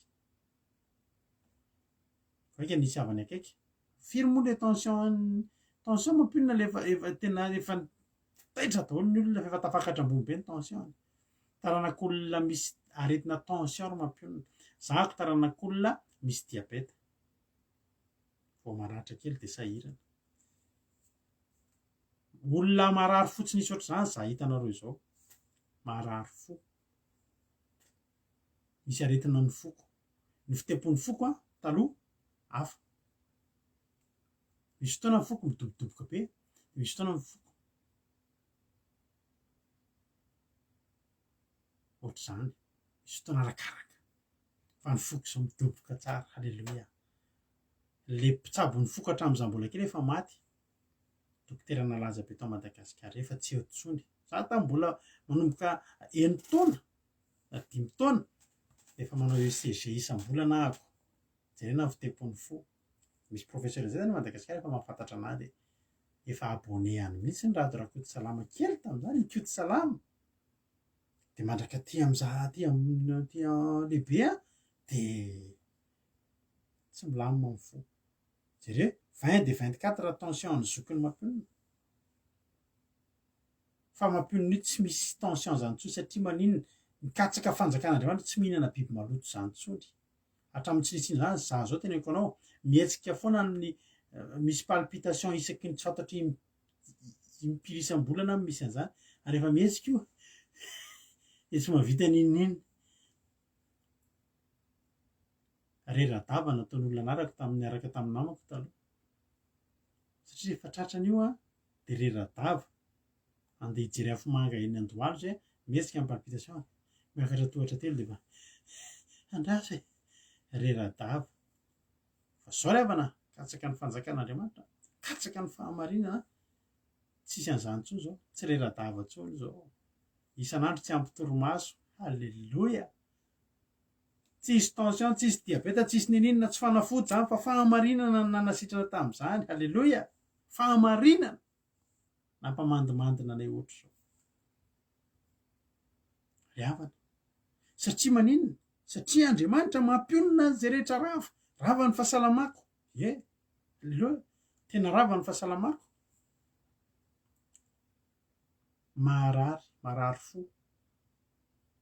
Dia mora tezitra, dia mora faly, dia tomany rehefa malahelo dia nefa lehilahy za zao nampionon'i Jehovah ziona ry havana. Nampionon'i Jehovah ziona. Halleloia. Nampionon'i Jehovah satria naninona ziona? Nikatsaka ny fahamarinana. Dia hafaliana sy haravonina ny tao mba amin'ny fisaorana sy ny fifidiarana betsaka amintsika tsy nahita an'izany efa tao anatin'ny ela. Andao hikatsaka an'Andriamanitra dia ho hitanao zany. Andao hikatsaka an'Andriamanitra dia ho hitanao.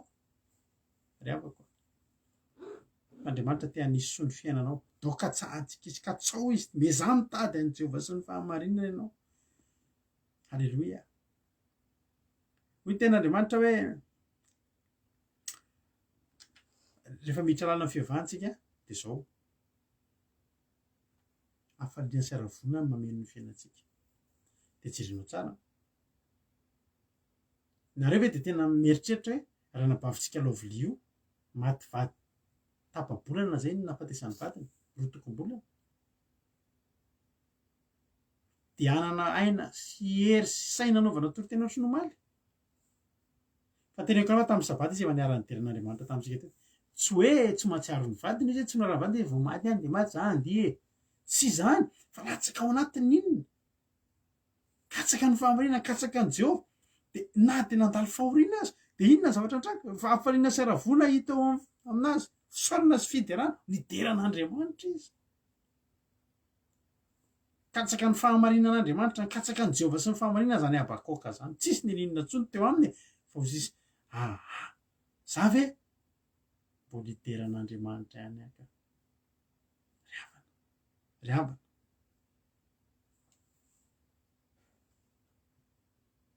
rehefa mikatsaka an'Andriamanitra rehefa tanteraka ao anatinao ny fahamarinan'Andriamanitra rehefa tafiditra ao anatinao zany fikatsahanao an'Andriamanitra zany fiainana hafa mihitsy ny iainanao fiainana hafa ho ny iainanao meno ary vahoaka kozy ny tenin'Andriamanitra ary ahatongelano amiko ny sofinareo roroko fa isy lalàna hivoaka avy amiko ary fitsipiko dia ampitoeriko fanazavana ny firenena ary zavatra mahafinaritra dia zao zay mieno dia mbola ampahafantarin'Andriamanitra ihany ahatongelano ny sofinareo fa isy lalàna hivoaka avy amiko dia mivoaka ny lalàna dia zay rehefa tatsika daholo ny lalàna dia nisy fitsipika napetrak'Andriamanitra eo amintsika fa io tsy fitsipika manavezatra fa fitsipika manazava ny firenena tsy haiko hoe nareo reo hoe misy hatramin'ny tandremanareo fahamasinana zany va na tsy natsiaro maty antoka mihitsy hoe nareo misy aminareo hoe tena natsiaro maty antoka mihitsy fa tsy voa hoe nareo mahatsiaro fiadanana mahatsiaro lamo halleloia ny fitsipika apetrak'Andriamanitra tsy fitsipika manavezatra fa fitsipika voa hoe manazava ny firenena mazava ao anatin'ny tokantranonao mazava ny sainao mazava ny alehanao noho ny inona ny fitsipika Andriamanitra zay napetraka akaiky ny fahamarinako efa mivoaka ny famonjeko ary ny sandroko ny hitsarany firenena zany teneniny nosy ary ny sandroko no andrasany eto tsisy nizaliza monjy ny olona fa tsy Andriamanitra tsy misy misaotra anareo manamafy an'izany ry groupe zay mareza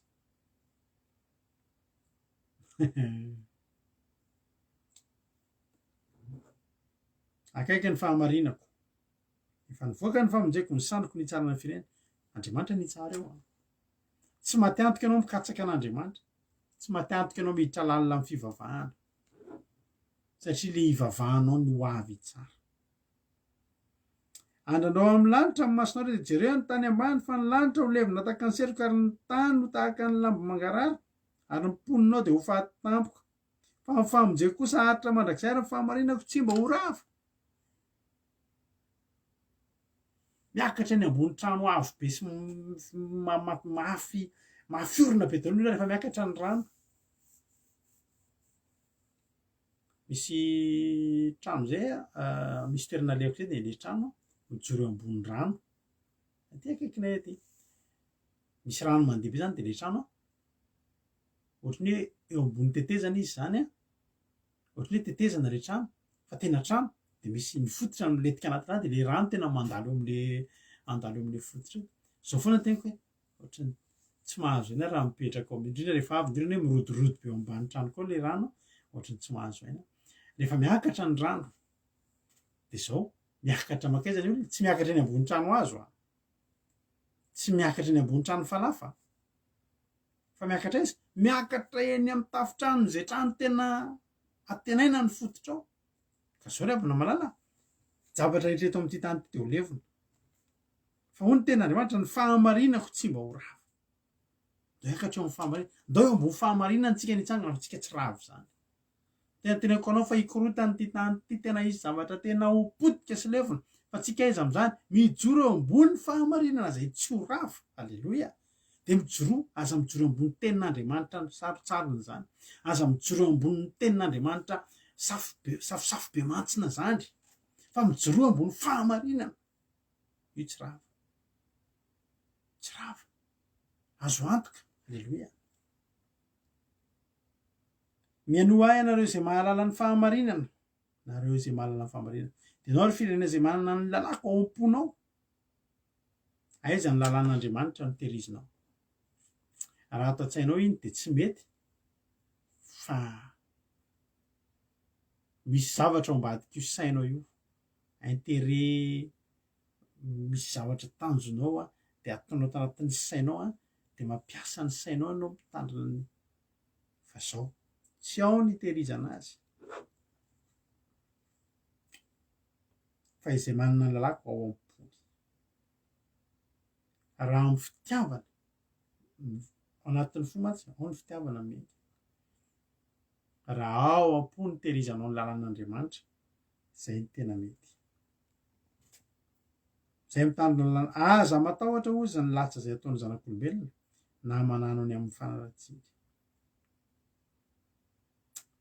fahamonjen'Andriamanitra ry havana fahamarinan'Andriamanitra maharitra mandrakizay raha androany ianao vonona alleloia raha androany ianao vonona hoe tena mba nakasika azy ny ten'Andriamanitra dia mba hiditra lala ohatran'ny reto olona reto any miditra lala zany dia tsotra ary tsy sarotra ary tsy mahasosotra miditra lala zany dia zao ka tsahanao hoe inona ny tena ato anatin'ity baiboly ty inona ny tena sitrapon'Andriamanitra anatin'ity baiboly ty alleloia raha vonona ianao manomboka androany hoe za ampy zay ny fanarana rahako vavaka fiambenana ampy zay ny fivavabavahako rehefa misy olona fa za tena hiditra lalina tahaka an'ireto olona miditra lalina dia tsy izy zany fa rado rakoto salama sy ny groupe izay maresy fianakaviana alleloia izay menakavy miditra lalina ary tsy menatra miditra lalina katsaka an'Andriamanitra isan'andro isan'andro tsika tsy miankina amin'ny takany fariseo izay mibedesiny Jaona mpampianatra ry taranaky ny mena rano Matio toko fahatelo misy an'izany Matio toko fahatelo andininy fahafiry nataony Jaona mpanabatisa andininy fahafito fa noho nahita amin'ny faritra sy ny sadoseo maro nanantona amin'ny batisana izy dia hoy izy tamin'ny ry taranaky ny mena rano izy ary nanoro-hevitra ireo handositra amin'ny fahatezeran'Andriamanitra tsy ny fanaovana batisa nefa olona tsy vonona Iova fa miditra amin'ny batisa ny fibebahana vonona andevina ny fahotany dia tsy hanotatsy no miverina andao hiditra lalina atombohy amin'ny fanaovanao batisa zany batisa ny rano be tahaka nataon'ny Jaona mpanabatisa ary nidiran'i Jesosy satria mba hatateraka ny sitrapon'Andriamanitra midira ianao atao batisa mianatra baiboly ianao fantatrao ny fahamarinana eto tsika tsy manao batisa fotsiny amin'izay tianao batisa fa mianatra baiboly aloha fantarinao hoe inona ny sitrapon'Andriamanitra mba hahafahanao miletika anaty rano tsy ny lomanina lehanao tao fa nandevina fahotana mitsangana avaonao olom-baovao mandeha araka ny sitrapon'Andriamanitra raha voninanao an'izany ianao dia ty misy teny resaka momba n'le soramandry tsy mizara roa fiposahan'ny famonjena ray izay dia ny fanesorana ny kapoaka ny fahatezeran'Andriamanitra ny olombelona rehetrarehetra dia mitazona kapoaka ny fahatezeran'Andriamanitra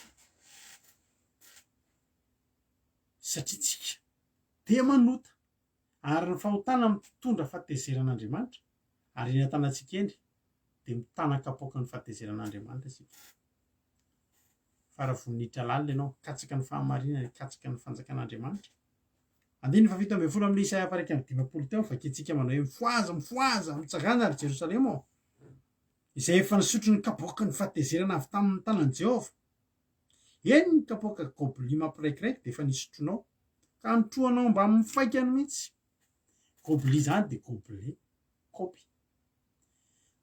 dia mitazona amin'io daholo ny olona hoy Jesosy hoe ray eo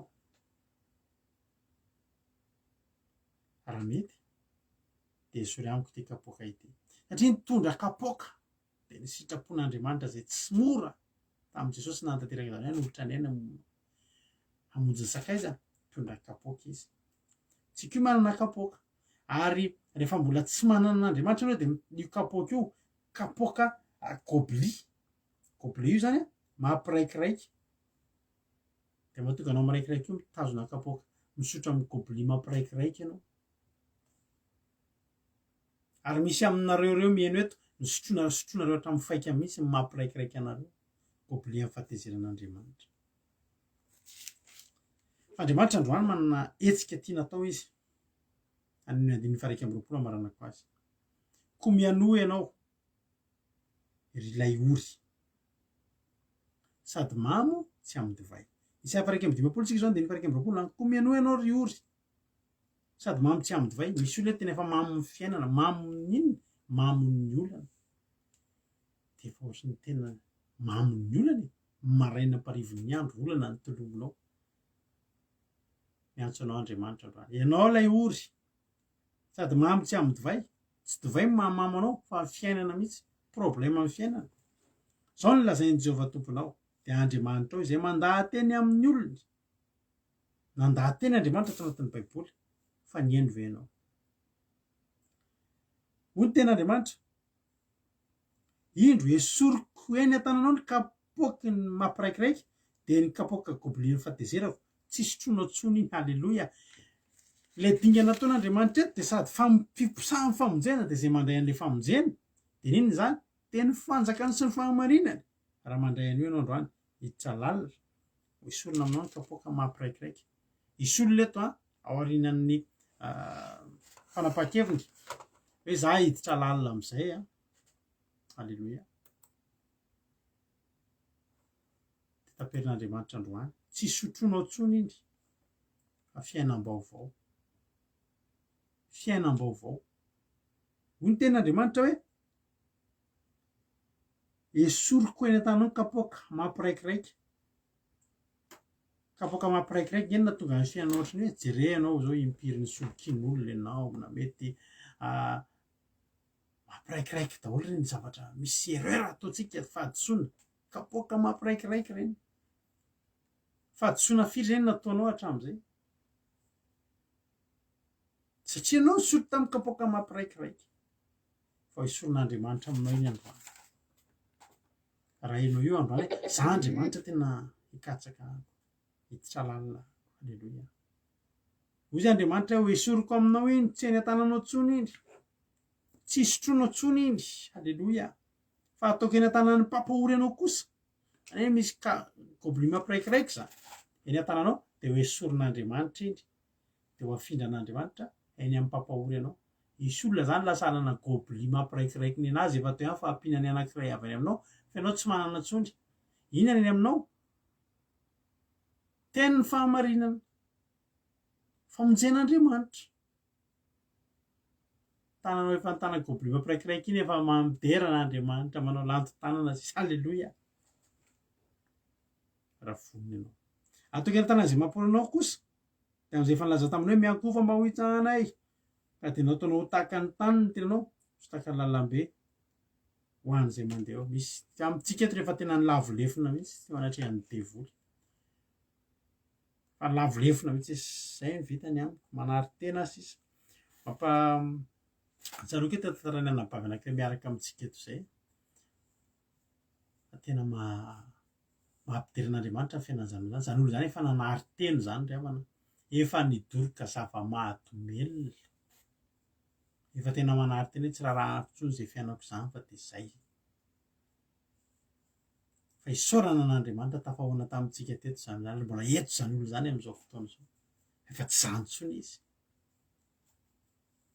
efa tsy eny amin'ny tsony ny gobli mampiraikiraiky zany olo zany efa tena nikohaka teo anoloan'ny fiainana mihitsy zay ataon'le fiainana sisy de tsy te halala tsony de mbaraina amparivon'ny andro izy misotro toka amin'ny fokasigara efa tena hoe efa tsisy aninona reny tsony zay ngely izy efa nilaza taminao izy ny fahavalony hoe miakofa mba ho hitsahana de nanitsaka anao teo daholo ny fahavalo rehetrarehetra fa androany tsy zay tsony tsangana ianao dao anompo an'Andriamanitra dao hiditra lalina esorina amin'ny tananao ny gobli mampiraikiraiky de hosoloana fiderana fahasoavana tadidilo zavatra ny tena nataonao taloha hoe ahoana izy ahafaliana sy aravonina no hitao mba misaorina sy fefiderana tsy miaraka amin'ny gobli mampiraikiraiky tsony zany efa miaraka amin'ny fahasoavan'Andriamanitra ho tahiny tompony etsika tsirairay avy matoka efa voarainao zay afatra zay misaotra mampinotsika ny zaran'izany teny zany a misaotra anao koa naharitra ny eno hatramin'ny farany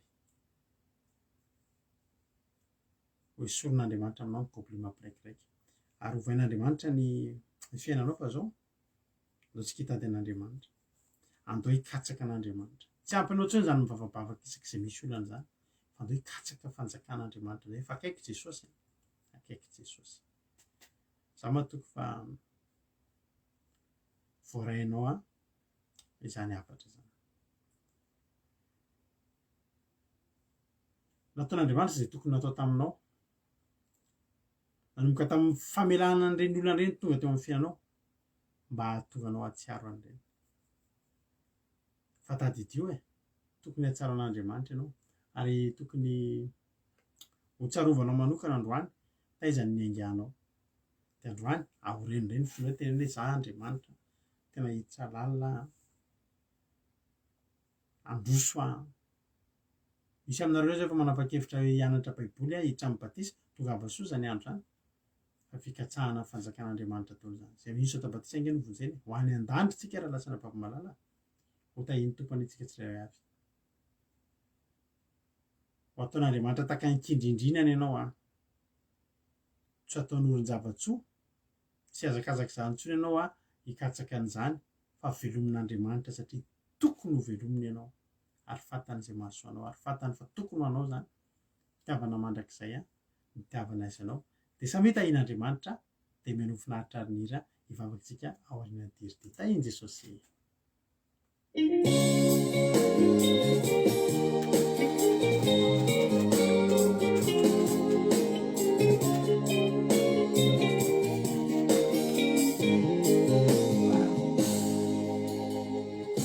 fitiavana mandraky izay no nitiavako anao tsy misy mahasolo nao aizy anao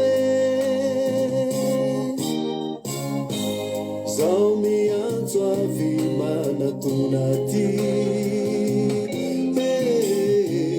zao Jesosy te hizara fity midira lalina ho zarainy fitiavana mandraky izay no nitiavako anao tsy misy mahasolo nao aizy anao zao miantso avy manatona ty hizara fitiavana aminao Andriamanitra zao Jesosy te hizara fity sananao ianao sady asany tanany sasany tanako halleluja alidiny foana naonanao sotra Jesosy tsy maintsy kolokoloko satria nandaniko fotoana mampalahelo aerareraka nona fazanako siasany tanako aditiko foana naonanaone tsy maintsy kolokoloko satria nandaniko fotoana mampalahelo aerareraka nona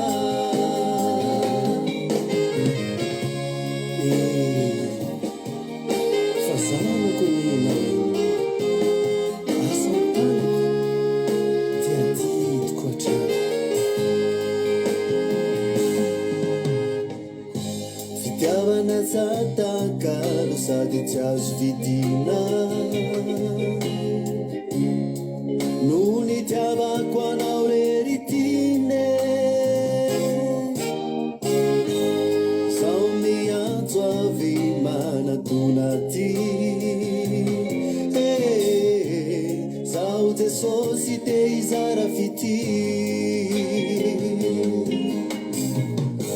fitiavana tsy atakalo sady tsy azo vidina no nitiavako anao reritine zao miantso avy manatona anaty zaho jesosy sy te hizara fity fazanako sasany tanako aditiko fona naonanaone tsy maintsy kolokoloko satria nanganiko fotoana mampalahelo airarerakanona fazanako sasany tanako aditiko fona naonanaone tsy maintsy kolokoloko satria nanganiko fotoana mampalahelo airareraka fazanako asatanako aditiko fona naone tsy maintsy kolokoloko satria nanganiko fotoana mampalahelo airarerakanona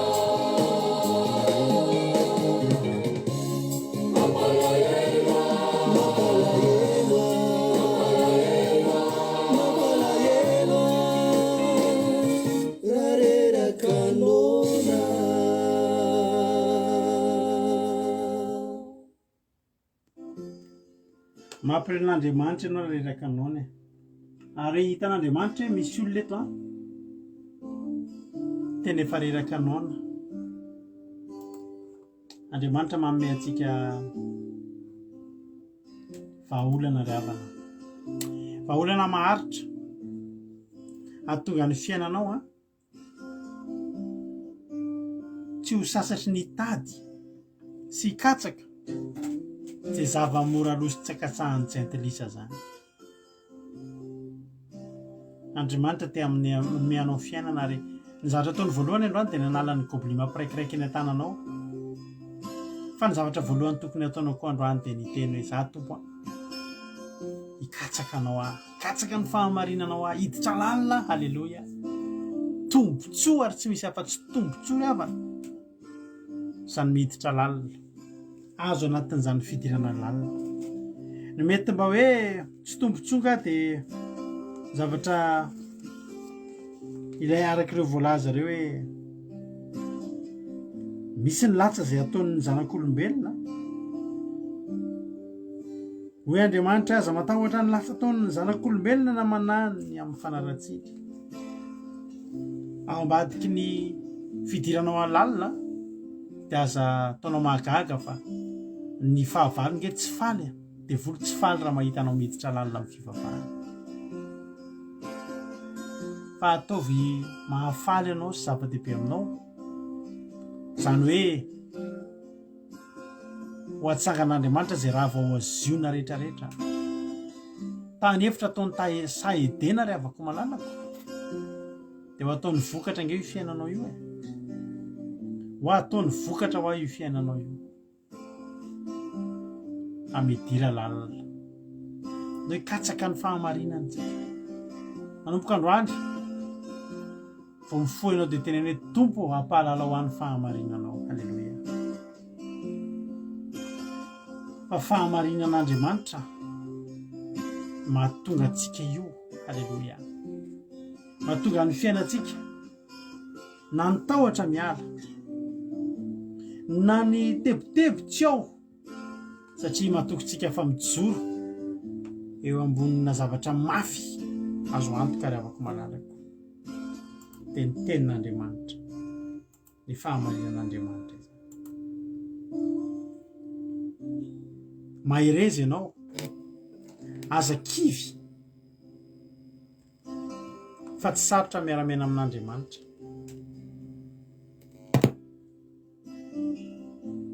ary tena fiainana dia tena fiainana mahafinaritra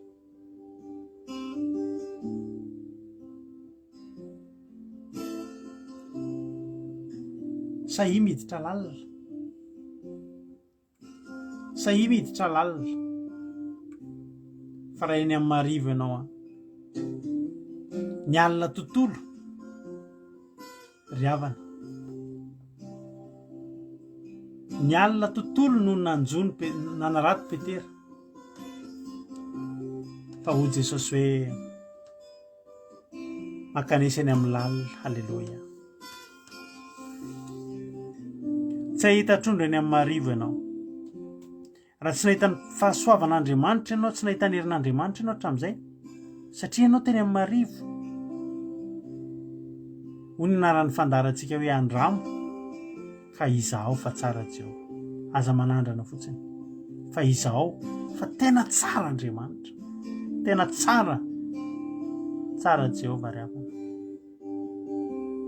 Ivavakantsika amin'izao fotoana izao dia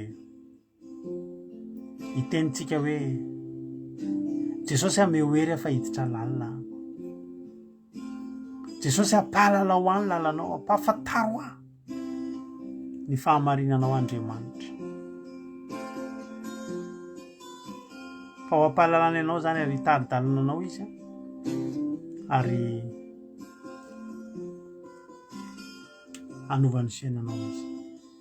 Misaotra Jesosy tamin'ity fotoanandroany ity, misaotra satria tena niany fiainanao ianao ary tena nitantana sy nia avy aminao ny teny, ianao nametraka ny teny taty ambavanay.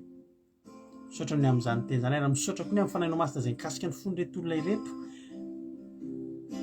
ka dia ao ny olona anao dingana angezabe dia hiditra lalina hikatsaka anao Andriamanitra, hikatsaka ny fanjakanao sy ny fahamarinanao Jehovah Andriamanitra ary angatahana kosa hanampy azy ny zavatra rehetra ka ny zavatra nikatsahany hatramin'izareo Andriamanitra dia ao anatin'ny fikatsahany amin'ny fahamarinanao Andriamanitra no ahitany an'ireo satria ao aminao dia ao aminao rery ihany ny ahitana ny fahasoavana, ao aminao dia ao aminao rery ihany ny ahitana fitahiana dia ny fitahiana maharitra dia ny fifaliana mahampiravoravo ny fo izany fiadanam-po filaminantsaina fahasoavana sy fifaliana ary fahasalamana sy fitahiana zany hamelony tsirairay avy ary ala ny gobli mampiraikiraiky ala ety an-tananay zany dia afindranao eny amin'ny fahavalonay Andriamanitra fa ny ety aminay dia kapoaka feno mitafotafo ny fifaliana sy fiainana avy aminao Jehovah Andriamanitra. Fiainana be dia be, fiainana mitafotafo ao ambadiky ny fikatsahana an'Andriamanitra sy ny fanjakana. Misaotra raha io mankasitraka dia miderany aja ny saotra sy ny voninahitra ho anao ary izay rehetra tsy voalazako teto ianao mahalala ny mahasoa ary tsy hisy na dia litera iray aza azony devolitsaingona anatin'izany fampahirezana androany zany ho voninahitra ao Jesosy any. Halleloia. Amen. Ivavakantsika amin'izao fotoana izao amin'ny firenena mpandrotsika nanabavitsika Erika Raka ivavaka ho an'ny firenena. Tay tompo ary anabavy Erika. Tany Jesosy pastera dia tahitrontsika tsirairay avy dia manaraka amin'ny vavaka fiangonana iara ivavaka tsika ho an'ny firenena sy amarana sy Andriamanitra iray tsara indrindra mbola be mpisaorana anao indray dia amin'ny tsialy misaotra ny fitantananao ny fiainana tsirairay avy tamin'ny tontolo andriny ka ahafahana indray fampivondrona eto mpanatitra tava aminao eto indray Jesosy malala ahafahana indray mihaino amin'izany afatrao izany teny mamy avy aminao izany Jesosy satria androany dia mbola namarinanao indray ny teninao hoe katsao aloha fanjakako sy ny fahamarinana dia hanampy anareo ihany koa Jesosy tena izany mihitsy Jesosy ny tena lehibe mikasaka amin'ny fahamarinanao izany dia mitandrina ny didinao izany akatoy ny teninao mbola mamasy tena bebe kokoa izay tsirairay avy reto Jesosy malala satria izany no nanafahanao anay tao anatin'ny adinay, nanafahanao anay tsirairay avy tamin'ny olanay ny Jesosy tena tsapanay fitiavanao anay Jesosy malala ary nakasika amin'ny fonay izany teny izany satria fahamarinanao rery ihany no afaka manapaka anay amin'ny fiainana amin'izao tontolo izao, afaka mamonjy anay, afaka mitarika anay, afaka mitahiry anay Jesosy malala satria raha tsy ao anatinay izany fahamarinana izany dia tena mety reraka izay, mety ho very izay, mety ho simba ny fiainanay fa sy ihany Jesosy nampalalanao an'izany fahamarinanao zany indray zay androany dia mikatsahanay olombany hoe tedadinay mandrakariva hoe inona indray no mbola fahamarinanao tsy vitanay Jesosy malala dia misaotra indrindra tamin'izany teny mamy zany tena nakasika amin'ny fonay zany teny zany ka Jesosy anangatanay dia hiterizo atao fonay zany atao mitsatoka aty anatin'ny fonay mba tsy hiala aty anatinay zany fikatsahana amin'ny fahamarinanao zany Jesosy dia nangatanay fanainao masina mihitsy ny tena hitahiran' zany aty anatin'ny fonay lalina aty Jesosy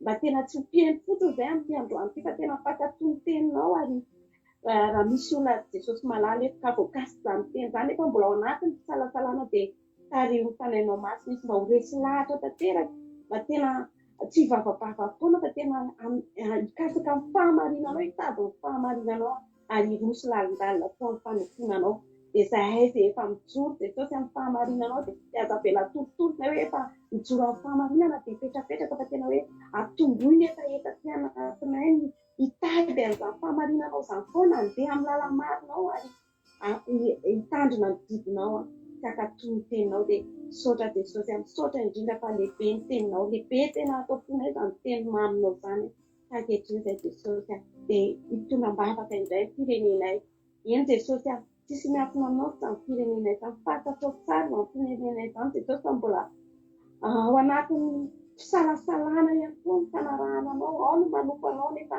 tsy mbola tena makatony teninao mbola tsy mandeha amin'ny fahamarinanao mbola tsy mitandrina ny didinao fa misabaty izy ireny indraindray Andriamanitra indraindray sady manompo anao no manompo Andriamanitra hafa ka zay Jesosy androany dia mangataka amin'ny famindraponao hirosaka amin'izany firenena izany mba tena hitodika tanteraka aminao mba tena hakatony teninao andeha amin'ny fahamarinanao hikasaka amin'izany fahamarinanao zany ny vahoaka malagasy kasio Jesosy kasio mindra fonao ny tontolo ny vahoaka malagasy indrindra mitondra fivavahana Jesosy dia tena hita laoka eto satria maro ny mitondra fivavahana tsy mitodika aminao tsy mitandrina amin'ny fahamarinanao fa tena hoe mitondra ny mpino andeha any amin'ny lalana diso andeha any amin'ny fitahiana lava Jesosy efa ny fitahiana ny sekret ny fitahiana dia fantatra tsara fa avy amin'ny fahamarinanao zany fikatsahana amin'ny fahamarinanao ny azana fitahiana ty famonjena Jesosy dia kasio fony izy ireny mba tena hitodika tena hoe hitoro ny filazantsaranao amin'ny marina andeha amin'ny lala marinao hatrany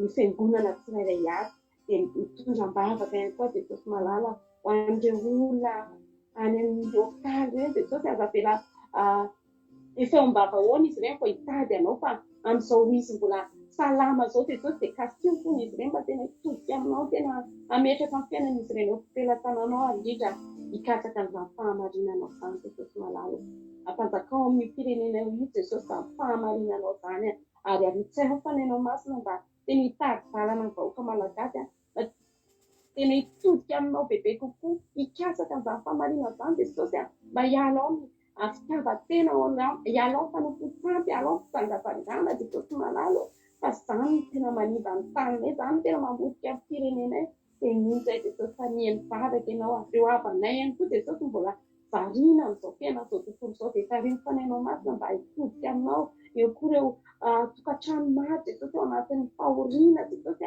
dia mitady vahaolana etseroa fa tsy mitady anao dia atao tena mikasaka anao izy ireny Jesosy malala tadinany koa Jesosy ny any am-ponja reny olona ireny Jesosy dia maro ihany koa no mbola variana mbola tsy mieritreritra anao na dia efa any am-ponja fa tariny fanainao masina mba tena hitodika aminao mba hiverina aminao dia mino aho Jesosy fa ianao nihainy vavaka teto mino aho Jesosy fa efa lenonao fitarainana amin'izany firenena izany hakamindra foan'izany firenena izany indray ianao dia ankehitriny Jesosy raha andeha atoro izay tsirairay avy resy dia tariny fanainao masina ao ka ny fanainao masina mihitsy ny tena hoe hitoetra ato anatin'ilay tsirairay avy havitoetra amin'izany teny izany ka raha atoro izay dia atory ampilaminana ka hiandry ny fiavinao ny fomaraina izay dia anam-pifaliana satria fantatray fa ianao no amonjy anay ianao ny anafaka ny voblio mampiraikiraiky aty anatinay fa tena ame fifalinanay ame fiadana foa ame fitahinanay ianao Jesosy satria zay efa natoky anao efa nanaiky teto anatrehanao fa hitandrina didinao sy andeha amin'ny fahamarinanao dia amin'ny anaranao mahavontona angatana izany vavaka izany Jesosy malala aleluia amen. Alléluia, akasitraka be dia be andrana vavintsika irikaraka tanatin'izany vavaka matsiro mamy izany dia misaotra anao Andriamanitra hitahanao mandrakariva dia ombanao hatrany dia misaotra antsika rehetra ihany koa nahatrany hatramin'ny farany tapitreto ny fandarantsika fa mihoatra be lasa be fotoana antsika androany satria tena mamy ny zaranareo an'izany hoe fidirana lalina amin'ny fanompoan'Andriamanitra zany dia raiso izany teny izany fa za mihitsy fa laky lengeza be nomen'Andriamanitra anao hamahana ny fiainanao izay toriteny izay androany raha mbola tsy tonga eny amin'ny ranolanitra tsosy ka mbola velonay antsika raha sitrapon'Andriamanitra ka mbola velonay antsika araka ilay toriteny omany dia rapitsika eo aneto indray misy ny fandarana misy andrata rapitso amin'ny fitory dia ny fandarantsika takany mahazatra amin'ny 7 ora amin'ny 7 ora sasany eo satria misy ny fandarana misy andrata dia taratara kely fiarahantsika ny tapitra fa raha miditra amin'ny site web ny akiradio ianao www.andramokaizo.com dia afaka maheno ny toriteny isaky ny adiny telo misy foana mandeha andro manalina ny radio antsika tsy tapaka mihitsy ary isorana efa be dia be mihitsy ny mpihain'ny radio antsika amin'izao fotoana izao www.andramokaizo.com dia misy toriteny isaky ny adiny telo amin'ny 1 amin'ny 4 amin'ny 7 amin'ny folo maraina rapitso amin'ny folo maraina mandeha ao izao fandarana izao verinao raha mbola tsy naina hatramin'ny vola ianao rapitso amin'ny 1 amin'ny 4 amin'ny 7 ihany koa dia mbola misy ny hariva tahiny tompo ary tsika rehetrarehetra misaotra anao na hatrany hatramin'ny farany io hitanareo amin'ny commentaire io ny lien ahafahanareo mihaino ny radio antsika samy hitahin'Andriamanitra matory tsara tontolo andronao rapitso milamina tsara satria tontolo andro efa miditra amin'ny olona efa miditra lala amin'ny fanompoan'Andriamanitra samy hitahiny tompo dia mahereza daholo halleluia amen